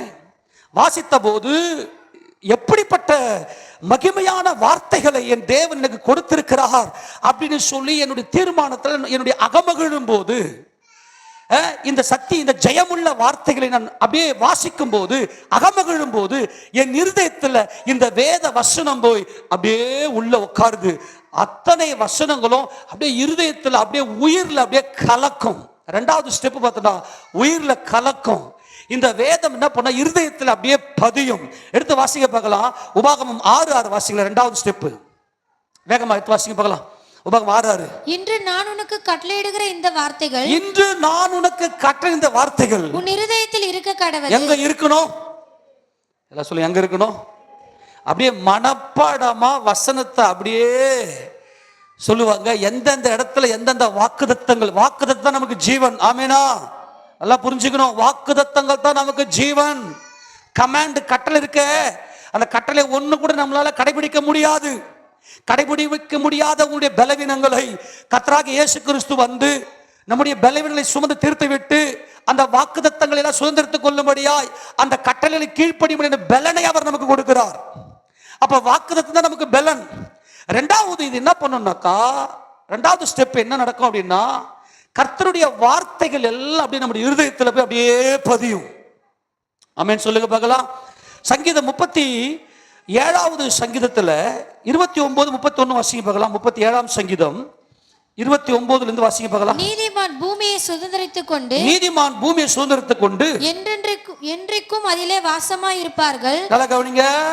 நீதிமான்களாகிய நாம் எல்லாம் என்னன்னைக்கு கர்த்தராகிய இயேசு கிறிஸ்துவோடு கூட 1000 வருட அரசாட்சி, இயேசுராஜாவுடைய 1000 வருட அரசாட்சியில நாம் அவரோடு கூட ஆளுகை செய்ய வேண்டுமே. ஆனால் கர்த்தர் சொல்றார் என்றென்றைக்கு அவரோட வாசமா இருப்பாங்க. நீதிமானுடைய வாய் ஞானத்தை உரைத்து அவனுடைய நாவு நியாயத்தை பேசும். அவனுடைய தேவன் அருளிய வேதம் அவன் இருதயத்தில் இருக்கிறது, அவன் நடைகளில் ஒன்றும் பிசகுவதில்லை. ஆமெனா. இப்ப வேதம் எங்க போயிருச்சு? சில பேர் படிக்க தெரியாதவங்க எல்லாம் எடுத்து விட்டா அப்படியே வேதத்தை அடி சரளமா சில பேர் அப்படியே வசனங்கள்லாம் அப்படியே சொல்லிக்கிட்டே இருப்பாங்க, வசனத்தை அறிக்கை பண்ணுவாங்க. இப்போ நீங்களாம் என்னமோ நினைக்கிறீங்க, நான் பண்றதெல்லாம் நீங்களாம் குழந்தைங்க இல்லையா, உங்களுக்கு தெரிய மாட்டேங்குது. சின்ன பிள்ளைங்களா இப்போதான் பிறந்து உள்ளவர், ஏன் உங்களுக்கு வசனத்தெல்லாம் மனப்பாடம் பண்ண சொல்றேன், ஏன் அதை உற்சாகப்படுத்த முடியாது வெளியில போய் சொல்றேன்னா காரணம் இருக்கு. இதயத்தில் அந்த வசனம் இருந்துச்சுன்னா அந்த வார்த்தையில் அந்த வசனத்தை அறிக்கை செஞ்சு நல்லா கவனிங்க, கரெக்டா அப்பீல் பண்ணுவாங்க வசனத்தை. எந்த இடத்துல இப்ப வீடு கட்டுறோம், வீடு கட்டும்போது ஒரே தடையா இருக்குது. கர்த்தர் வீட்டை கட்டாராகில் அதை கட்டுகளின் பிரயாசம் விருதா, ஆண்டவரை என் வீட்டை நான் கட்ட முடியாது. அப்ப தனிமையானவருக்கு ஒரு வீடு வாசலை ஏற்படுத்தி கொடுக்கிற தேவன் அப்படியே அந்த வசனங்களை அப்படியே எடுத்து இருதயத்தில் அப்படியே அனுபவிப்பாங்க. அவங்க வாழ்க்கையில அப்படியே நன்மை நடக்கும். அவங்க நித்திய காலமாய் இயேசுராஜுடைய அரசாட்சிக்கு தகுதி. நீ இயேசு கிறிஸ்துவோடு 1000 வருட அரசாட்சி செய்யணும்னா, அந்த நன்மை நீ அனுபவிக்கணும்னா, இந்த உலகத்துல நீ நன்மையை, தேவன் கொடுக்கிற நன்மையை அனுபவிக்க வேண்டும். எப்பொழுது இந்த வேத வசனத்தின்படியான வாழ்க்கை உனக்குள்ள அமையும் என்றால், இந்த வேத வசனங்கள் வெறும் பைபிள்ல மட்டும் இருக்கக்கூடாது, உன் இருதயத்தில் இருக்குமே. ஆனால் அவன் நடைகள்ல ஒன்றும் பிசகாது.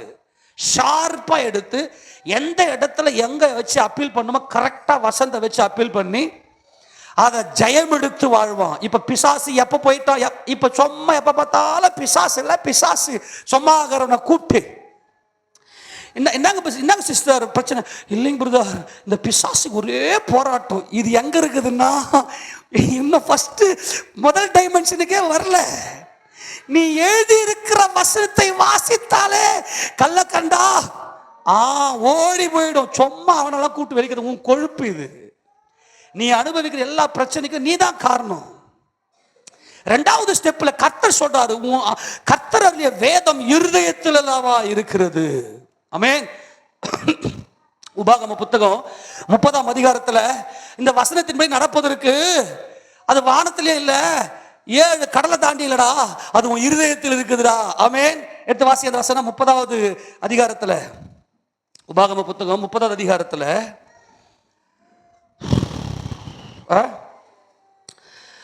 சுருக்கமா அந்த வசனம் மட்டும் வாசிக்கலாமா? 13ஆம் வசனம் வாசி. நாங்கள் அதை கேட்டு அதன்படி செய்யும் பொருட்டு எங்கள் நிமித்தம் சமுத்திரத்தை கடந்து அதை கொண்டு வருகிறவன் யார் என்று நீ சொல்லத்தக்கதாக அது சமுத்திரத்துக்கு அப்புறத்தில் உள்ளதும் அல்ல, நீ அந்த வார்த்தையின்படியே செய்யும் பொருட்டு அது உனக்கு மிகவும் சமீபமாய் உன் வாயிலும் உன் இருதயத்திலும் இருக்கிறதே. ஆமென் சொல்லுங்க. எங்க இருக்குது? உன் இருதயத்தில் இருக்குதுப்பா. இந்த வசனத்தின்படியே செய். நீ போயிட்டு உன் வாழ்க்கைய இந்த வசனத்தின்படியே செய். ரெண்டாவது ஸ்டெப்ல கவனி, முதல் ஸ்டெப்ல முதல் பரிமாணத்துல சத்துருவை ஜெயிச்சிடுற பிசாசு ஓடி போயிட்டான். பிசாசு ஓடி போயிட்டான். சொல்லுங்க பார்க்கலாம். டெய்லி வாசிக்கிறீங்க இல்லையா? உங்களுக்குலாம் பிசாசு போராட்டம் கிடையாது. ஆமேனா? டெய்லி பைபிள் வாசிக்கிறீங்க பாத்தீங்களா? உன்னை பிசாசு தொடவே முடியாது. அவன் தோத்து போன என்ன எழுதி இருக்கிறது. ஆமேன். இது முழுக்க முழுக்க யார் நன்மை. ஆமேன். எத்தனை பேருக்கு எழுதி இருக்கிறது புரிஞ்சு போச்சு? ஆமா, அவன் கல்ல ஓடி போயிடுவான். அவன் இது ஜீவன் உள்ள கல். ரெண்டாவது ஸ்டெப்ல இப்ப நீ தான் உன் வாழ்க்கையை அமைக்கணும். பைபிள் வசனத்தின்படி எப்படி இருக்கணும்? ஒரு மனைவி எப்படி இருக்கணும்? ஒரு கணவன் எப்படி இருக்கணும்? பிள்ளைங்க எப்படி இருக்கணும்? என் வீடு எப்படி கட்டணும்? என் வீட்டுல என்னென்ன பொருள் இருக்கணும்? பைபிள் இருக்குது தெளிவா. இந்த எழுதியிருக்கிற இந்த வேத வசனம் உன் இருதயத்தில் வரும்போது இந்த இந்த இருதயத்தில் இருக்கக்கூடிய அந்த அதை நீ அனுபவிக்கிற பிறகு அப்படியே உன்னுடைய வாழ்க்கையில பிரதிபலிக்க வேண்டும். உன் வீட்டில் இருக்கிற ஒவ்வொரு கல்லும் கர்த்தர், உன் வீட்டில் இருக்கிற ஒவ்வொரு பொருளும் வசனம். இது என் தேவன் கொடுத்தது. உன்னுடைய வாழ்க்கையில நீ அனுபவிக்கிற ஒவ்வொன்றும் வசனம். இது இரண்டாவது பரிமாணம் இருதயத்திலே வந்து விட்டது. ஆமேனா? உன் லைஃப் இப்ப செட்டில் ஆயிருச்சு. உன் லைஃப்ல பரிபூர்ணம் வந்துருச்சு. ரெண்டாவது ஸ்டெப், யாருடைய இருதயத்துல எல்லாம் கர்த்தருடைய வாக்குத்தத்தங்கள் இருக்குது, சில பேர் வாக்குத்தத்தங்களை விட்டு அள்ளி விடுவாங்க, கர்த்தரை ஆசீர்வதிப்பார். ஆமெனா. கர்த்தருடைய வார்த்தையை அப்படியே சொல்லிக்கிட்டே இருப்பாங்க, அப்படியே இருதயத்திலிருந்து வசனம் வந்துட்டே இருக்கும். ஆமென். வருதா? நல்லா படிக்கிற பசங்க நல்ல வசனத்தை வச்சு நல்லா ரெடி பண்ணணும் இப்ப. ஆமெனா. அப்போ தேவனுடைய பிள்ளைங்க ஒரு பிள்ளைங்களோட தபங்க இப்ப நீங்க என்ன பண்ணிருப்பீங்கன்னா, வெளியே எங்கே போயினே இருப்பீங்க. அப்படி போயினே இருக்கும்போது பாத்தீங்கன்னா, அங்கே நிறைய சர்ச்சில் நிறைய வீடுகளில் வசனங்கள் எழுதி எழுதி ஒட்டி வச்சிருக்கோம். அதை பார்த்ததுமே அப்படியே உள்ள போகும்போது அப்படியே வசனம் அப்படியே தூண்டி அப்படியே ஒரு ஒரு ஒரு ஒரு ஆவி அப்படியே பொங்கும். அந்த வசனம், அந்த வாக்குத்தத்தங்கள் அப்படியே நம்முடைய வாழ்க்கையில நடக்கும். ஆண்டவர் சொல்லிட்டாரு, நீ உன் வீட்டு வாசல்ல உன் நிலைக்கால இந்த வசனத்தை எழுதுடா அப்படின்ட்டார். எழுது, எழுதி இருக்கிறதே எழுது. அதே போல ஆபகுக் புத்திரரை பார்த்து கடந்தோடுகிறவன் இதை வாசிக்கும்படி எழுது. ஆபகுக் 2:3 வாசிக்க பார்க்கலாம். ஆபகுக் 2ஆம் அதிகாரம் 3வது வசனம். குறித்த காலத்திற்கு தரிசனம் இன்னும் வைக்கப்பட்டிருக்கிறது, முடிவிலே அது விளங்கும், அது பொய் சொல்லாது, அது தாமதித்தாலும் அதற்கு காத்திரு, அது நிச்சயமாய் வரும், அது தாமதிப்பதில்லை. இல்லம்மா, கடந்தோடு 2ஆம் வசனம். அப்பொழுது கர்த்தர் எனக்கு பிரதியுத்தரமாக, நீ தரிசனத்தை எழுதி, தரிசனத்தை எழுதி அதை கடந்தோடுகிறவன் வாசிக்கும்படி பலகைகளில் தீர்க்கமாய் வரை. போர்டு வசன போர்டு வைங்கப்பா, வீட்டுல வசனங்களை எழுதுங்கப்பா. இப்ப நம்ம சர்ச்சில் இன்னும் வசனம் எழுதாம இருக்குது. முன்ன மாதிரி இருந்தால் உடம்புல எழுதிடுவேன் கடகன்னு, இப்போ எழுத முடியல, கையெல்லாம் ரொம்ப வலியாக இருக்குது.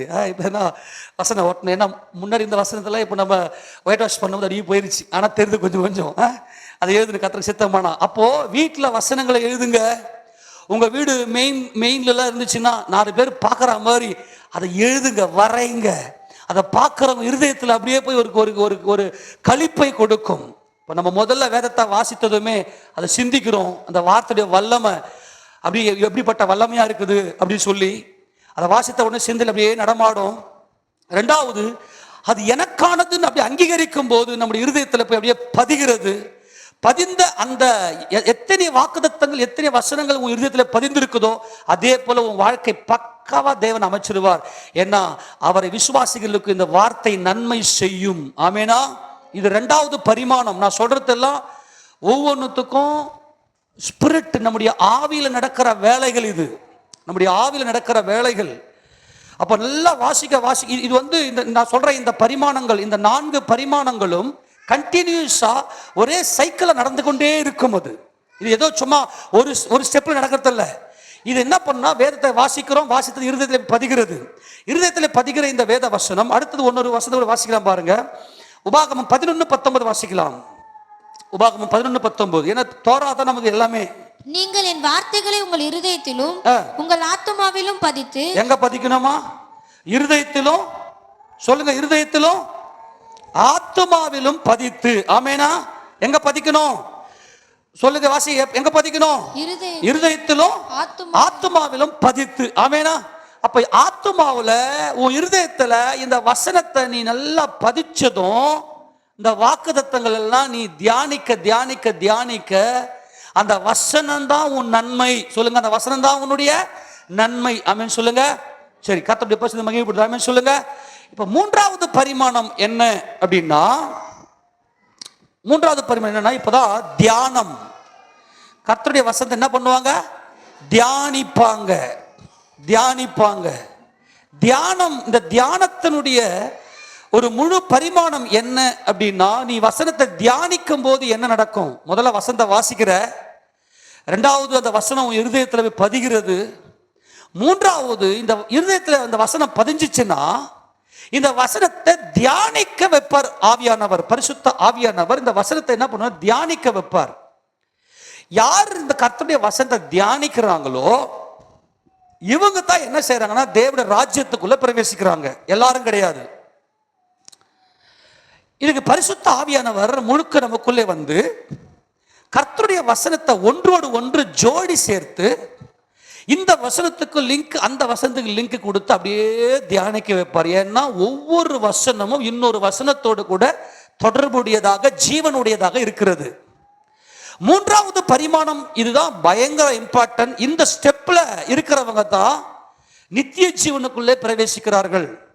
இவங்க எப்படிப்பட்டவங்கன்னா இரவும் பகலும் கர்த்தருடைய வேதத்துல தியானமா சங்கீதத்தை ஆரம்பிக்கும் போது எப்படி ஆரம்பிக்குதுன்னா, துன்மாருடைய ஆலோசனை நடவாமலும் பாவியுடைய வழியில் நிற்காமலும் பரியாசக்கார உட்கார இடத்துல உட்காராமலும் கர்த்தருடைய வேதத்தில் பிரியமாயிருந்து. இப்ப இந்த மூணாவது ஸ்டெப் எப்படி வருதுன்னா, இந்த கர்த்தருடைய வேதத்தில் பிரியம், தேவ பிரியர். யார் தேவன்? இந்த இயேசு தேவன் யார்? தேவனுக்கும் இயேசு கிறிஸ்துவுக்கும் இருக்கக்கூடிய இந்த உறவு என்ன? ஒரு தெய்வீகத்துக்குள்ளே போறாங்க. இவங்க என்ன செய்யறாங்கன்னாக்கா, இப்ப கவனிங்க, இந்த மூன்றாவது பரிமாணத்தை ஒரு பிரேக் த்ரூ. அங்கேயும் நான் நாத்திகமா பார்த்தேன் இல்லையா, மூன்றாவது பரிமாணத்துல தான் பிசாசு ஒரு பாண்டேஜ் பண்ணி நம்ம கழுத்து மேல நுகத்தை வைக்கிறோம். அங்கதான் இயேசு ராஜா வந்து அதை உடைச்சி அந்த மூன்றாவது பரிமாணத்திலிருந்து வெளியேற்றி நாலாவது பரிமாணத்துக்குள்ளே கொடுக்கிறார். இந்த மூன்றாவது பரிமாணத்துல வேதத்தை வாசிக்கிற நமக்கு என்ன நடக்குதுன்னா, இருதயத்துல வசனம் இருக்கும்போது தியானிக்கிறோம். இந்த தியானம் நமக்கு என்னத்தை கொடுக்கும் அப்படின்னா, தேவனை பற்றின அறிவை நமக்கு பூரணமாய் கொடுத்து தேவனுடைய பிள்ளைகளாக மாறி ஆவிக்குரிய போராட்டத்துல மாம்சத்தை ஜெயித்து, ஆமென் சொல்லுங்க.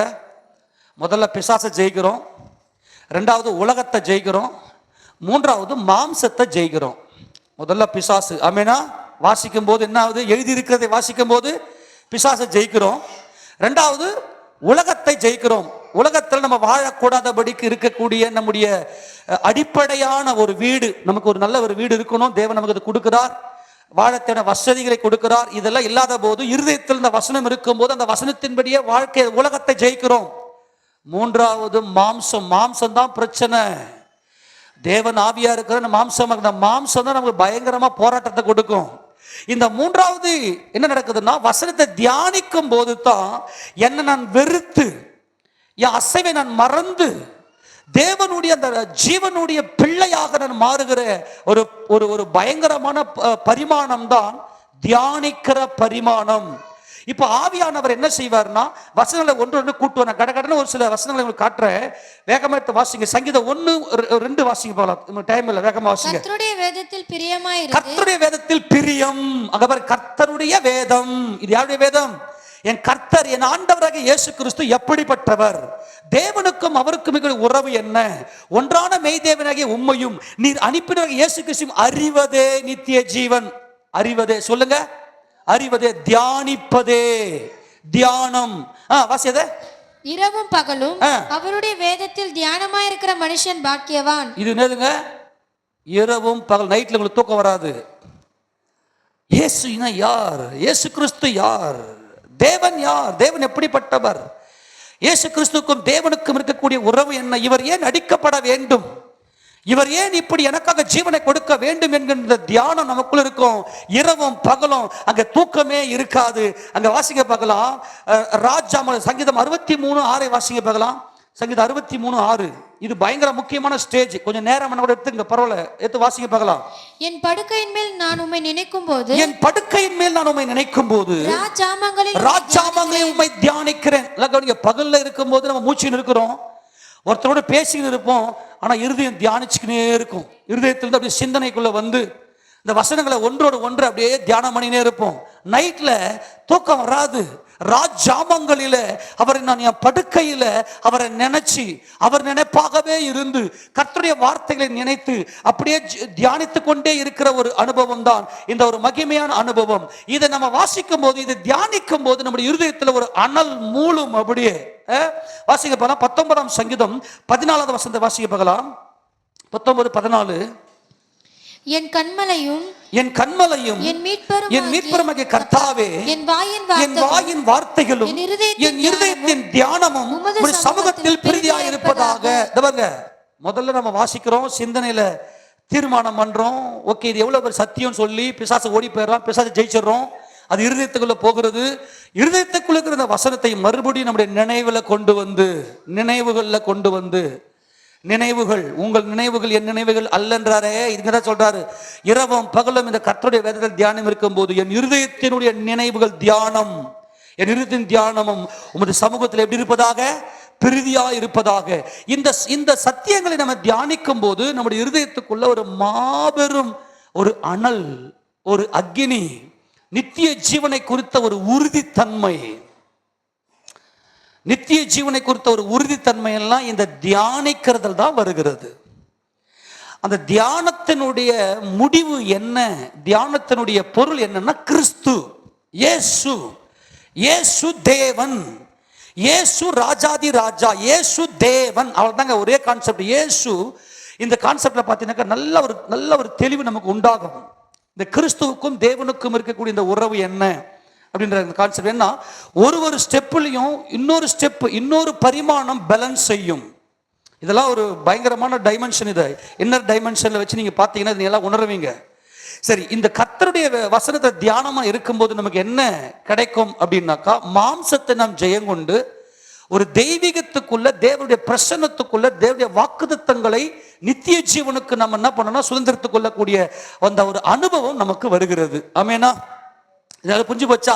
இயேசு கிறிஸ்துடைய வெற்றி எப்படிப்பட்டது, இயேசு கிறிஸ்து எப்படி இந்த ஜெயத்தை நமக்கு கொடுத்தார் என்பதை குறித்த அந்த ஒரு வெளிச்சம் நமக்கு கிடைக்கிறது. ஒரு வருஷம் வாசிங்க பார்க்கலாம். இன்னும் 19, 14 வாசிச்சு இல்லையா? 39:3 வாசிங்க பார்க்கலாம். 39:3. என் இருதயம் எனக்குள்ளே அனல் கொண்டது, நான் தியானிக்கையில் அக்கினி மூண்டது. நல்லா கவனிங்க. இந்த அக்கினி மூடும் போது மாம்சம் அப்படியே அழியும், சாம்பல் ஆகும். மாம்சம் எரிஞ்சு சாம்பல் ஆகும். தியானிக்க நம்முடைய மாம்சம் என்ன ஆகும்னா சாம்பல் ஆகும். ஏனென்றால் இயேசு கிறிஸ்துவே ராஜாதி ராஜா என்கின்ற அந்த கான்செப்ட் நமக்கு வரும். இந்த 3வது ஸ்டெப்ல தான் இயேசு கிறிஸ்து தான் ராஜா, என் மாம்சம் ஒன்றும் இல்லை. ஆமேனா? இந்த 3வது பரிமாணத்துல இயேசு கிறிஸ்து ராஜா. அப்படியே அக்கினி வந்ததுமே என் மாம்சம் அப்படியே எரிஞ்சிடும். ஏன்னா கர்த்தரால் ஏற்படுத்தப்பட்ட ராஜாதி ராஜாவுடைய கர்த்தத்துவத்துக்கும் ராஜரீகத்துக்கும் முடிவே இராது. அவர் தான் மேசியா. இயேசுவே மேசியா, இயேசுவே கிறிஸ்து, இயேசுவே கிறிஸ்து. யாரிடத்தில் போவோம் ஆண்டவரே? நித்திய ஜீவவசனங்கள் உம்மிடத்தில் உண்டு, நீர் ஜீவனுள்ள தேவனுடைய குமாரனாகிய கிறிஸ்து என்பது தியானத்தில் வருவது. இயேசுவே கிறிஸ்து. ஆமெனா? அப்போஸ்தலர்கள் எல்லாரும் அவர்கள் ஜெபாலயத்துக்கு போயிட்டு இயேசுவே கிறிஸ்து என்று பிரசங்கித்தார்கள். அது தியானத்தில் வருவது. தியானிக்கும் போது இயேசுவே கிறிஸ்து. கிறிஸ்து என்றால் தேவனுடைய ராஜா, தேவனால் அபிஷேகம் பண்ணப்பட்டவர். ராஜ்யம், வல்லமை, மகிமை என்றென்றைக்கும் இயேசு ராஜாவுக்கே உரியது என்கின்ற வெளிச்சம் நமக்குள்ளே கிடைக்குது. ரொம்ப கொஞ்சம் டீப்பா, இது பைபிள் ஸ்டடி மாதிரி எத்தனை போனால் ரொம்ப லேட் ஆகிடும். அதான் கொஞ்சம் வேகமாக போயின்னு இருக்கிறேன். இன்னொரு வசனத்தை வாசிக்கலாம். 77ஆம் சங்கீதம் 3வது வசனத்தை வாசிங்க பார்க்கலாம். 77:3. அங்கே இருந்து இல்லம்மா, 77. நான் தேவனை நினைத்த போது அலறினேன், நான் தியானிக்கும் போது என் ஆவி தொய்ந்து போயிற்று. நான் தியானிக்கும் போது என்ன ஆச்சு? ஆவி அப்படியே தொய்து. ஏனென்றால் தேவனுடைய அந்த வல்லமை, இயேசு எப்படிப்பட்ட மகிமையின் ராஜா, அவர் என்றென்றைக்கும் எப்படி ஸ்தோத்திரிக்கப்பட்ட தேவகுமாரனா இருக்கிறார் என்கின்ற அந்த ஒரு ரகசியம், இயேசு கிறிஸ்துவ ராஜா, கிறிஸ்துவை பற்றின அந்த வெளிச்சம், கிறிஸ்துவை பற்றின வெளிப்பாடுகள் எல்லாம் இந்த தியானத்தில் தான் கிடைக்கிறது. அதுக்கு பரிசுத்த ஆவியானவர் என்ன செய்வார்னா, வசனத்தை ஒன்றொன்று ஜோடி சேர்ப்பார்.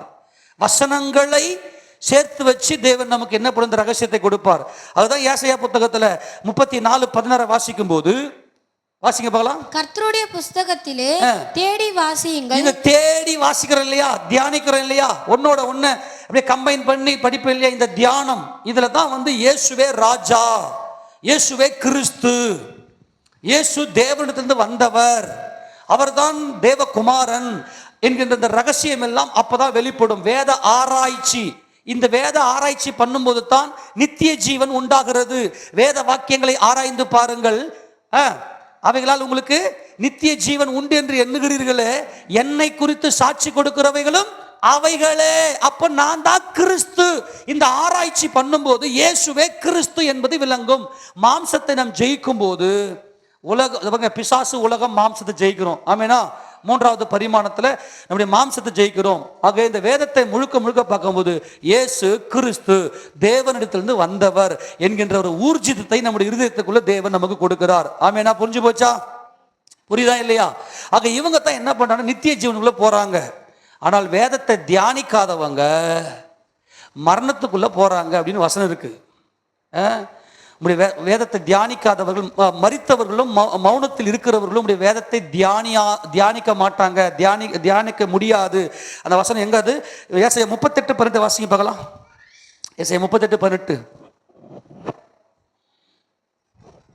பாதாளம் உம்மை துதியாது, பாதாளம் உம்மை துதியாது, மரணம் உம்மை போற்றாது, மரணம் உம்மை போற்றாது, குழியில் இறங்குகிறவர்கள் உம்முடைய சத்தியத்தை தியானிப்பதில்லை.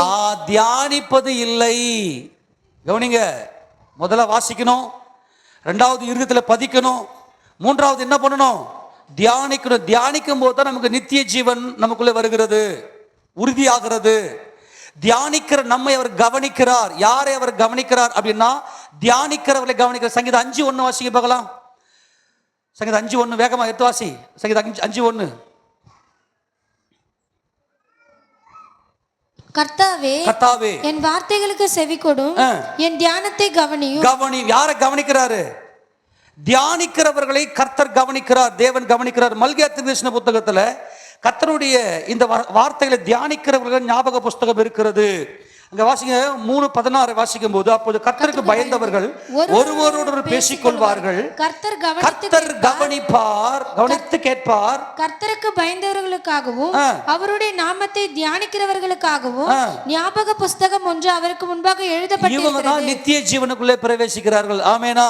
எத்தனை பேருக்கு இந்த தியானம் இருக்கிறது? நைட்ல தூக்கம் வராது, அப்படியே ஏசாப்பாடு நினைப்பாகவே இருக்கும். அப்படியே இயேசுவே கிறிஸ்து என்கின்ற அந்த தியானம். இந்த தியானத்துடைய சாராம்சம் என்னன்னா, இயேசுவே கிறிஸ்து. ஆமெனா. இப்போ அப்போஸ்தலனாகிய பவுலுக்குள்ள வேதம் இருந்துச்சு, தோரா இருந்துச்சு, ஆனால் இயேசுவே கிறிஸ்து என்ற வெளிச்சம் கிடைக்கல. அதான் தமஸ்குக்கு போற வேளையில அவர் காட்சி கொடுத்தார். ஆமென். அதுக்கப்புறம் அவர் போயிட்டு இந்த இயேசுவே கிறிஸ்து, நியாயப்பிரமாணத்தில் தீர்க்கதரிசி சொல்லப்பட்டுகிற இந்த வார்த்தையின்படியானவர் இயேசுவே கிறிஸ்து என்பதை அங்கு நிரூபித்தார்கள். ஆக இரவும் பகலும் தியானமா இருந்து கர்த்தருடைய ஆவியானவர் ஒன்று சேர்த்து இந்த வசன தியானத்தை நமக்கு கொடுப்பார். இந்த தியானம் இருப்பது 3வது பரிமாணம். ஆமென். இந்த 3வது பரிமாணத்துக்குள் இருக்கிறவர்களுக்கு நித்திய ஜீவனை தேவன் உறுதிப்படுத்துகிறார். இவர்கள் கானானை சுதந்தரிக்கிறார்கள். இஸ்ரவேல் தேசம் என்கின்ற அந்த கானான் தேசம் அவர்கள் யோசுவா கிட்ட ஆண்டவர் சொல்லுவார், யோசுவா நீ வந்து கவலைப்படாத, இந்த 7 ஜாதிகளையும் நான் உன் கையில ஒப்பு கொடுப்பேன். ஆனா ஒரே ஒரு காரியத்தை மட்டும் நீ பண்ணணும், என் நியாயப்பிரமாண வார்த்தையை நீ இரவும் பகலும் தியானம் பண்ணி கொண்டிரு அப்படின்னு சொல்லுவார். ஆமெனா. ஆக இரவும் பகலும் கர்த்தருடைய வேதத்தை யார் தியானிக்கிறார்களோ அவர்கள்தான் பரலோக ராஜ்யத்துக்குள்ள, தேவ ராஜ்யத்துக்குள்ளே பிரவேசிப்பார்கள். ஆமென். ஆமெனா. சரி, எல்லாம் புரிஞ்சு போச்சா? அப்போ இவங்க என்ன செய்யணும்? இந்த எழுத்தின்படி இந்த வசனங்களை எடுத்துக்கொண்டு நம்ம பார்த்து இயேசுவே கிறிஸ்து என்பதை பார்க்கிறோம். 4வது பரிமாணம் என்னவென்றால், கர்த்தர் தேவன் ஆவியா இருக்கிறார். ஆமென். தேவன் எப்படி இருக்கிறாரு? ஆவியா இருக்கிறார். கர்த்தருடைய வசனம் எல்லாமே எப்படிப்பட்டதா பார்ப்பாங்க அப்படின்னா, ஒவ்வொரு வார்த்தையிலையுமே ஆவிய பார்ப்பாங்க. அதில் இருக்கிற ஆவிக்குரிய கண்டென்ட்டை பார்ப்பாங்க. என்னது? உலக தோற்றத்துக்கு முன்பதாகவே தேவனுக்கும் குமாரனுக்கும் பரிசுத்த ஆவியானவருக்கும் நடந்த அந்த ஒரு டிசிஷன், உலக தோற்றத்துக்கு முன்பதாகவே தேவன் எடுத்த அந்த தீர்மானங்கள், திட்டங்கள், ரகசியங்கள், அது வந்து இந்த உலகத்திற்கு அப்பாற்பட்டு மறைக்கப்பட்ட தேவ ரகசியம், மறைக்கப்பட்ட தேவ ரகசியம், தேவ ஞானம், ஆவிக்குரியவைகளை ஆவிக்குரியவைகளாக, ஒவ்வொரு வசனத்திலையும் அதுல ஏதோ ஒன்று இருக்கிறது. அது ஸ்பிரிட்.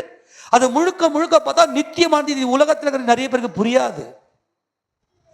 இந்த 4வது பரிமாணம் எப்படிப்பட்டது என்றால், இயேசுவே தேவன். 3வது பரிமாணத்தில் இயேசுவே கிறிஸ்து. 4வது பரிமாணம் எப்படிப்பட்டது என்றால், இயேசு தேவ பக்தியின் ரகசியமே தேவன் மாம்சத்தில் வெளிப்பட்டார். இயேசு மாம்சத்தில் வெளிப்பட்டார். இயேசு தேவன். இயேசு தேவன் என்பது தான் 4வது பரிமாணம்.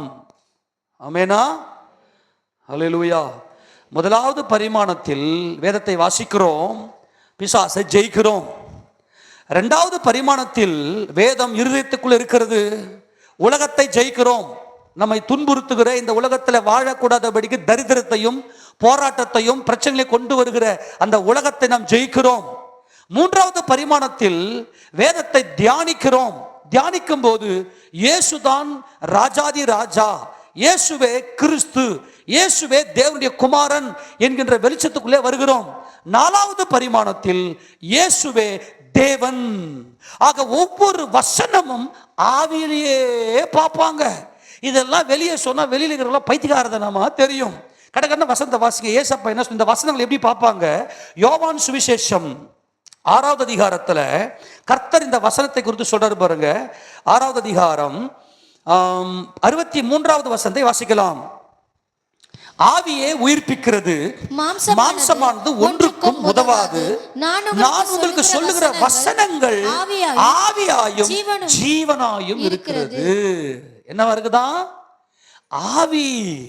ஒவ்வொரு வசனத்திலையும் ஒவ்வொரு வார்த்தையிலையும் ஸ்பிரிட் என்னது? முழுக்க முழுக்க இந்த உலகத்திற்கு அப்பாற்பட்ட,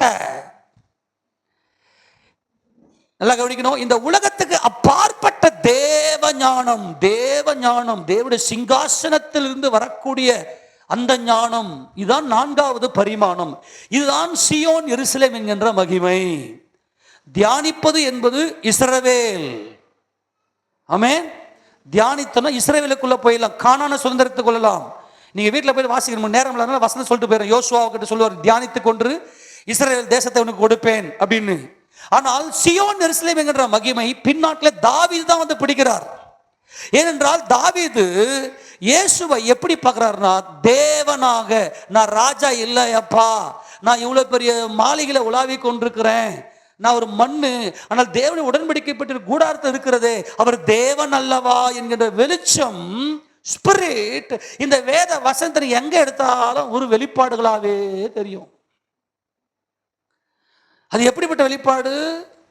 தேவன் காணக்கூடாத அதரிசனமான தேவ ரகசியம் எல்லாம் அப்படியே வெளியாகும். இந்த வேதத்தில் அவ்வளவு பெரிய மகிமை இருக்கிறது. ஆமெனா. 2 பேதுரு 1ஆம் அதிகாரத்தை திருப்பிக்குங்க. 2 பேதுரு 1வது அதிகாரத்தில் 20-21 நான் வாசிக்கிறேன். வேதத்தில் உள்ள எந்த தீர்க்க தரிசனமும் சுய தோற்றமான பொருளை உடையதா இராது என்று நீங்கள் முந்தி அறிய. இது சுய தோற்றமாவே தெரியாது. ஒவ்வொரு வசதி இப்ப நம்ம பார்க்கறோம் இல்லையா, எத்தனையோ முறை படிச்சிருப்போம், எழுதி இருக்கிறது நசரேனாகிய இயேசு கிறிஸ்து ராஜா, அப்படி கம்முன்னு பேன்னு போயினே இருப்போம். ஆமெனா. ஆனால் இந்த 4th டைமென்ஷன்ல 4வது பரிமாணத்துல நம்ம பார்க்கும்போது இது எல்லாம் எப்படிப்பட்டதா? சுய தோற்றமாவே தெரியாது. இதுல என்னமோ இருக்கு. இது என்ன? What is it? இது மன்னா.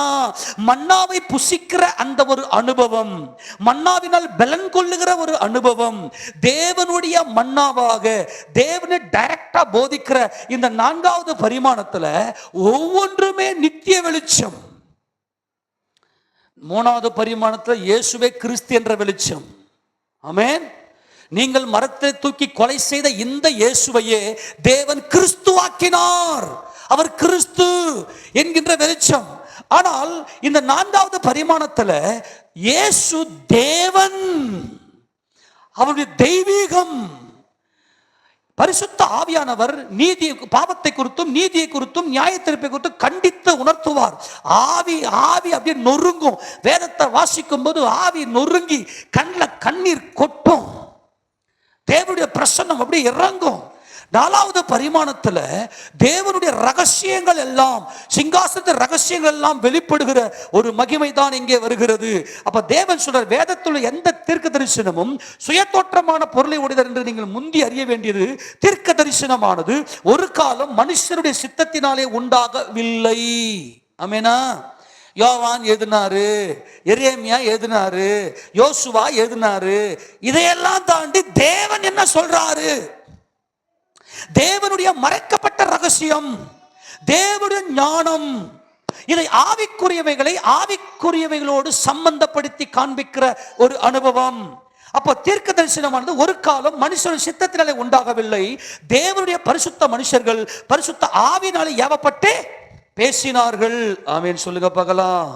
என் வார்த்தைக்கு நடுங்குகிறவனியை நோக்கி பார்ப்பேன். அப்படியே கை கால்லாம் நடுங்கும். தேவனுடைய வசனத்தை வாசிக்கும் போது கை கால்லாம் அப்படியே உதறும், ஆவி நொறுங்கும். பரிசுத்த ஆவியானவர் உள்ள அடிச்சு நொறுக்கி பாடுகளுக்கு உட்படுத்தி ஆவியில ஒரு பயங்கரமான அசைவை உண்டு பண்ணி தேவனுடைய சிங்காசனத்தில் இருக்கக்கூடிய மகிமை எல்லாம் அப்படியே அந்த ரகசியங்கள் எல்லாம் இறக்கி. இந்த ரகசியம் எல்லாருக்குமே புரியாது. இந்த 4வது பரிமாணம் தான் இந்த பூமியில நாம் ஜெயங்கொள்ளுகிற ஒரு பரிமாணம். முழுக்க முழுக்க தேவ ரகசியத்தை அப்படியே உள்ள வாங்கி தேவனுடைய நாமத்தை மகிமைப்படுத்த வேண்டும். இப்ப எபிரேயர் புத்தகத்துல வாசிக்கிற இல்லையா, தேவனுடைய வசனமானது அது வல்லமையும் ஜீவனும் உள்ளதாயும் இருக்கிறது. அது இருபுறமும் கருக்குள்ள பட்டயமா இருக்கிறது. அது ஆவி, ஆத்துமா, ஊன், கணுக்கள் எல்லாத்தையும் குத்தி பாட்டு பிரிச்சு அப்படியே பண்ற இடம் தான் இந்த நான்காவது பரிமாணம். ஆவி, ஆத்மா, சரீரத்தை பாட்டு சுத்திகரிக்கிற பரிமாணம் தான், டைமென்ஷன் தான் ஃபோர்த் டைமென்ஷன். இது தேவனுடைய உன்னத அனுபவம். ஆமென் சொல்லுங்க. அந்த ஆவி, ஆத்மா, கணுக்கள் மொத்தத்தையும் இந்த வசனம் போய் வெட்டி கூறு போட்டு தனித்தனியா பிரிச்சு வச்சிருக்கோம். இதுதான் பூரணம்.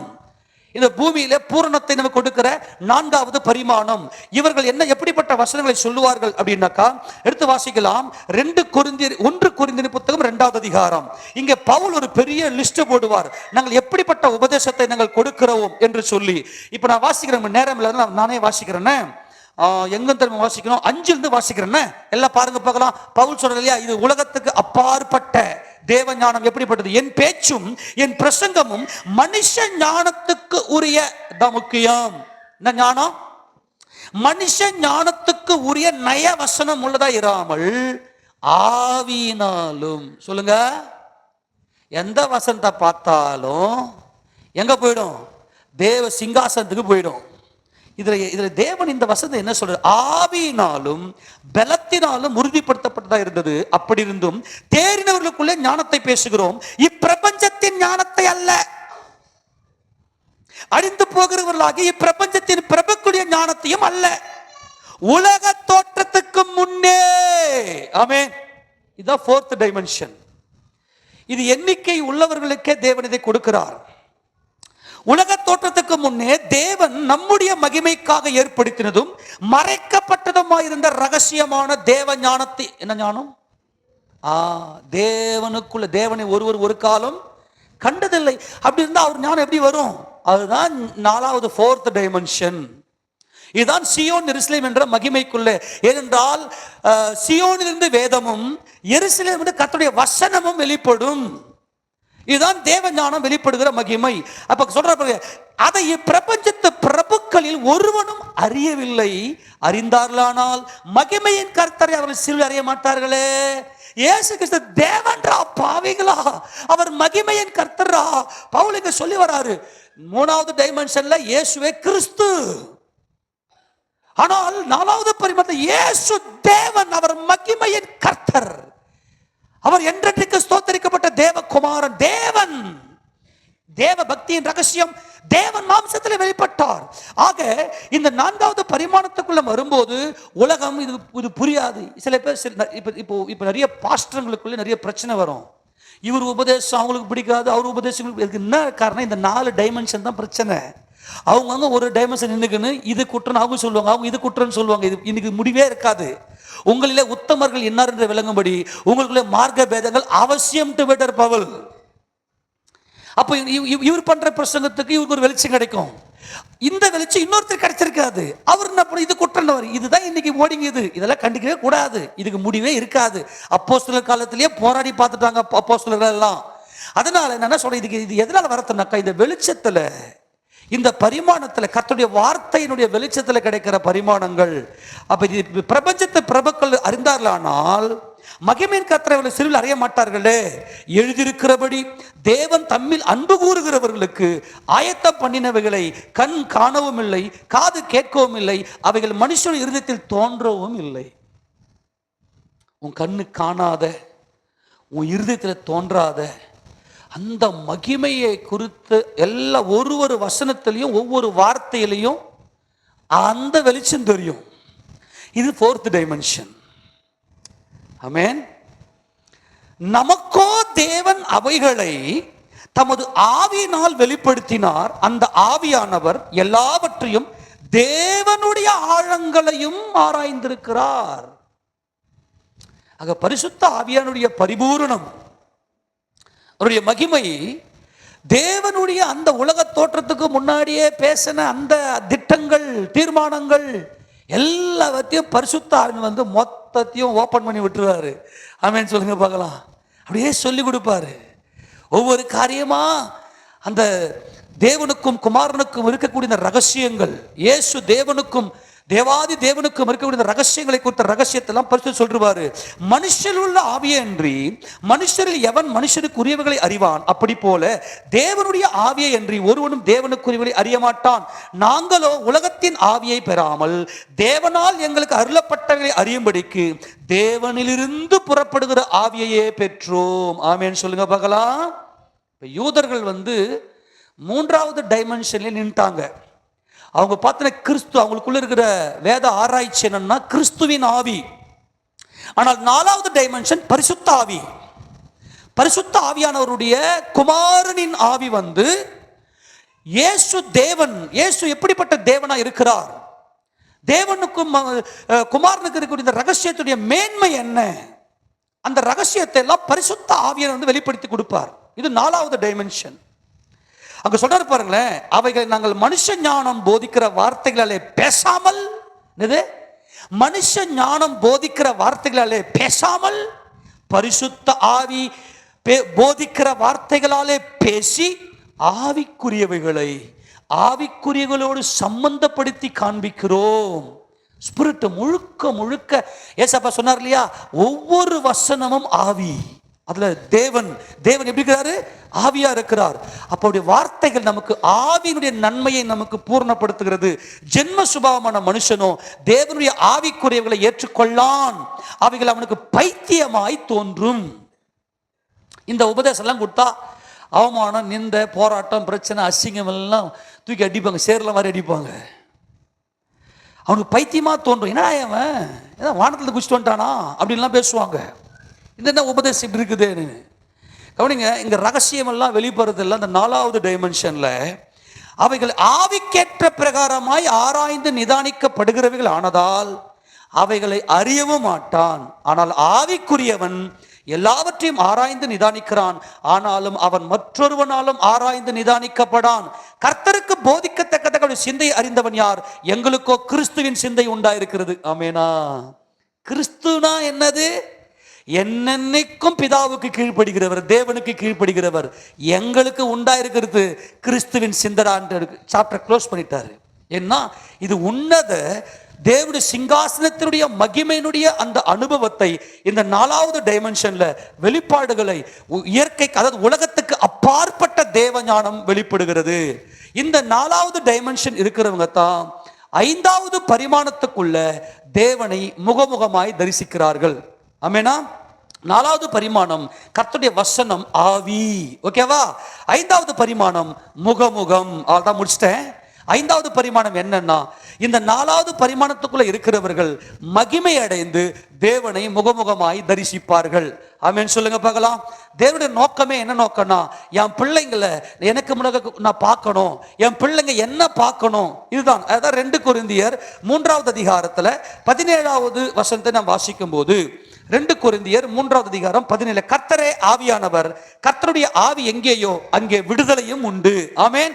உலக மாம்சம், பிசாசு இவையெல்லாம் ஜெயிச்சுட்டு ஒரு மறுரூப சிந்தையில ஒரு பூர்ணமாக்கப்படுதலுக்குள்ளே விடுதலையாக்கப்பட்டவர்களாய் நாம் எல்லாரும் திறந்த முகமாய் கர்த்தருடைய மகிமையை கண்ணாடியிலே காண்பதிலே கண்டு ஆவியாய் இருக்கிற கர்த்தரால் அந்த சாயலாகத்தானே மகிமையின் மேல் மகிமை எழுந்து மறுரூபப்படுகிறோம். அந்த முகமுகம் கர்த்தருடைய அந்த மகிமையை திறந்த முகமாய் அந்த முகமுகம் என்கின்ற அந்த மகிமைக்குள்ளே நாம் பிரவேசிக்கிறோம். அது மாத்திரமல்ல, இன்னொரு வசனத்தை நாம் வாசிக்கலாம். இன்னொரு வசனம் 1 கொரிந்தியர் 13ல 1 கொரிந்தியர் 13வது அதிகாரத்துல 12வது வசனத்தை வாசிக்கும் போது, இப்பொழுது கண்ணாடியிலே நிழலாட்டமாய் பார்க்கிறோம், அப்பொழுது முகமுகமாய் பார்ப்போம். ஆமேனா. ஐந்தாவது பரிமாணம் என்ன தெரியுமா? தேவனுடைய வார்த்தையினுடைய பூரணம். தேவனை முகமுகமாய் தரிசிப்போம். கரங்களை ஆமென் சொல்லாமா? இந்த வெளிச்சம் எல்லாம் யாருக்கெல்லாம் கிடைக்குதோ இதெல்லாம் நமக்கு தான் தேவன் கொடுக்குற இந்த ஐந்தாவது பரிமாணம், தேவனை முகமுகமாய் பார்ப்பது. இது இன்னும் வரல. ஆமேனா. நம்ம எல்லாரும் மறுரூபம் அடைந்து மகிமை அடைந்து தேவனை முகமுகமாய் பார்ப்போம். இப்போது நான் குறைந்த அறிவுள்ளவன், அப்போது நான் அறியப்பட்டிருக்கிறபடியே அறிந்து கொள்ளுவேன். என்ன எங்க அறிஞ்ச? நாலாவது பரிமாணத்துல இயேசு தேவன், இயேசு கிறிஸ்து தேவன் என்கின்ற அந்த ஒரு பூரணத்துக்குள்ள, அவர் தேவாதி தேவனுடைய சர்வ சிருஷ்டிக்கு முந்தின பேரானவர் என்கின்ற மகிமை அறியப்பட்டிருக்கிற பிரகாரமே 4வது பரிமாணத்திலிருந்து 5வது பரிமாணத்துக்கு அறியப்பட்டிருக்கிற பிரகாரமே அறிந்து கொள்ளுவேன். ஆமென். அந்த அறிவை இங்க ஃபுல்ஃபில் ஆகி, அந்த அறிவை நான் எப்படி நான் அறிந்திருக்கிறோம், அதை அப்படியே அவரை முகமுகமாய் நான் அவரை தரிசிப்பேன். முகமுகம், 5வது பரிமாணம் முகமுகம். ஆமெனா. நம்மளாம் யாருங்க? தேவ வசனத்தை பெற்றுக்கொண்டவர்கள். சொல்லுங்க, நம்மளாம் யாருங்க? அதுதான் இந்த 5 டைமென்ஷனையும் கொண்டு வரேன் நான் உங்களுக்கு. ஆமெனா. இப்ப ஞாயிற்றுக்கிழமை 5 டைமென்ஷன் புரிஞ்சுதா? இயற்கையை மேற்கொள்ளுகிறது 4வது வல்லமை, இயற்கைக்கு அப்பாற்பட்டது 5வது பரிமாணம், 5th டைமென்ஷன். அதை பார்த்தோம் நம்ம எப்படி அவங்க இயற்கையை ஜெயித்தார்கள் என்று சொல்லி. ஆக இந்த தோராவுடைய நோக்கமே என்ன தெரியுமா? பஞ்சாகமும் பிளஸ் தோரா பிளஸ் தோரா நெவீம் எழுத்துக்கள். இதனுடைய தோராவும் அதாவது நியாயப்பிரமாணமும் தீர்க்க தரிசனங்களும். இதனுடைய கான்செப்டே என்ன அப்படின்னா முகமுகம். முகமுகம், தேவனை முகமுகமாய் அவருடைய சிருஷ்டிகளிலேயே நாம தான் ஃபர்ஸ்ட் டைமா தேவனை அப்பாவை பார்க்க போறோம். காரணம், யான் யோதா எனக்காக செத்தாரு. ஆமென் சொல்லுங்களேன். அல்லேலூயா. எழுதி இருக்கிறதே. ஆமென் ஆமென் சொல்லுங்க. என்ன பண்ணுகிறது? எழுதி இருக்கிறதே. ஆமென். என்ன எழுதியிருக்கிறது? பாவி எனக்காக என் பரிசுத்தர் மீட்பார் சிலுவையிலே பலியாகி. ஆமெனா. நோக்கமே, கான்செப்டே முகமுகம். கடைசியா வாசித்து முடிக்கலாம். என்னாகமத்தின் புத்தகம் 6வது அதிகாரத்துல, என்னாகமம் 6வது அதிகாரம் 24 நான் வாசிக்கிறேன். வாசித்து முடிக்கலாமா? கர்த்தர் உன்னை ஆசீர்வதித்து உன்னை காக்க கடவர். கர்த்தர் தம்முடைய முகத்தை உன்மேல் பிரகாசிக்க பண்ணி உன்மேல் கிருபையாயிருக்க கடவர். கர்த்தர் தம்முடைய முகத்தை உன்மேல் பிரசன்னமாக்கி உனக்கு சமாதானம் கட்டிட கடவர் என்பதே. இது 4வது பரிமாணத்துக்குள்ளே தேவன் நமக்கு இந்த முகத்தை, முகமுகம் என்கின்ற அவருடைய முகத்தை நம்ம பிரகாசிக்க பண்ணுகிறார். உம்முடைய முகத்தை தேடுங்கள் என்று சொன்னீரே ஆண்டவரே, உமது முகத்தையே நான் தேடுவேன் என்று தாவீது சொல்லுகிறார். அதனால்தான் தாவீதுக்கு இந்த சீயோன் எருசலேம் என்ற மகிமைக்குள்ள வந்து 27ஆம் சங்கீதத்தில் வாசிக்கும் போது, ஆமெனா. இப்ப கடைசி ஆண்டவர் சொல்லுவார்னா, நீ ஆசாரியர்கள் இஸ்ரவேலை ஆசீர்வதிக்கும் போது இப்படி ஷின், இந்த ஷின் இருக்கு இல்லையா, இதை வச்சு கர்த்தர் உன்னை ஆசீர்வதித்து உன்னை காக்க கடவர். கர்த்தர் தம்முடைய முகத்தை உன்மேல் பிரசன்னமாக பிரகாசிக்க பண்ணி உன்மேல் கிருபையா இருக்க கடவர். கர்த்தர் தம்முடைய முகத்தை உன்மேல் பிரசன்னமாக்கி உனக்கு சமாதானம் கட்டிட கடவர் அப்படின்னு இந்த கையை இப்படி வச்சு நம்ம என்ன பண்ணோம்? ஆசீர்வதிக்கணும். இந்த ஷின் என்ன அப்படின்னாக்கா, தம்மைத்தாமே ஒப்பு கொடுத்த இயேசு கிறிஸ்து. அவள்தான் இந்த தோராவனுடைய வெளிச்சம். உங்களுக்கு என்ன பூரணம் கிடைக்கும் அப்படின்னா, எழுதியிருக்கிறது. என்ன எழுதியிருக்கிறது? கிறிஸ்து இயேசு தேவன் தம்மைத்தாமே ஒப்பு கொடுத்தார் உன்னையும் என்னையும் மீட்கிறதுக்காக. ஆமெனா. உன்னையும் என்னையும் தேவனுக்கு முன்னாக நிறுத்தி முகமுகமாய் தரிசிப்பதற்காக அவர் தம்மைத்தாமே ஒப்பு ஷின். அப்பதான் முகமுகம். அப்ப இந்த வேதத்துடைய பூரணமே என்னன்னா, இயேசு கிறிஸ்து எனக்கு எப்படியா சிலுவையில் சம்பாதித்து கொடுத்தார், அதான் வெளிப்படும். ஆக இந்த வேதத்தை எல்லாம் வெற்றியும் இருக்கிறது. ஆமெனா. எத்தனை பேர் கண்டினியூ வாசிக்கிறீங்க? ஒருவேளை வாசிக்காம இருந்தீங்கன்னா அன்பாய் சொல்லுகிறேன், வேதத்தை வாசிக்காம அந்த நாளை தொடங்காதீங்க. வேதத்தை வாசித்து இருதயத்தில் பதிக்க வைங்க. பதித்த அந்த வசனத்தை தியானத்துக்கு கொண்டு வாங்க. தியானித்து கர்த்தருடைய ஸ்பிரிட் ஆவியில கலிகூறுங்க. உலகத்துக்கு அப்பாற்பட்ட தேவ ஞானத்தை குறித்து அந்த வெளிச்சத்துக்குள்ள வாங்க. அந்த வெளிச்சத்துக்குள்ள வந்தவர்களைத்தான் தேவன் முகமுகமாய் தரிசிக்க செய்கிறார். ஆமென் சொல்லுவோமா? 5வது பரிமாணத்துக்குள்ள தேவனுடைய மகிமைகளை பிரவேசித்து அவரை முகமுகமாய் தரிசிப்போம். ஆமென். எல்லாரும் முழங்கால் படியிடலாம்.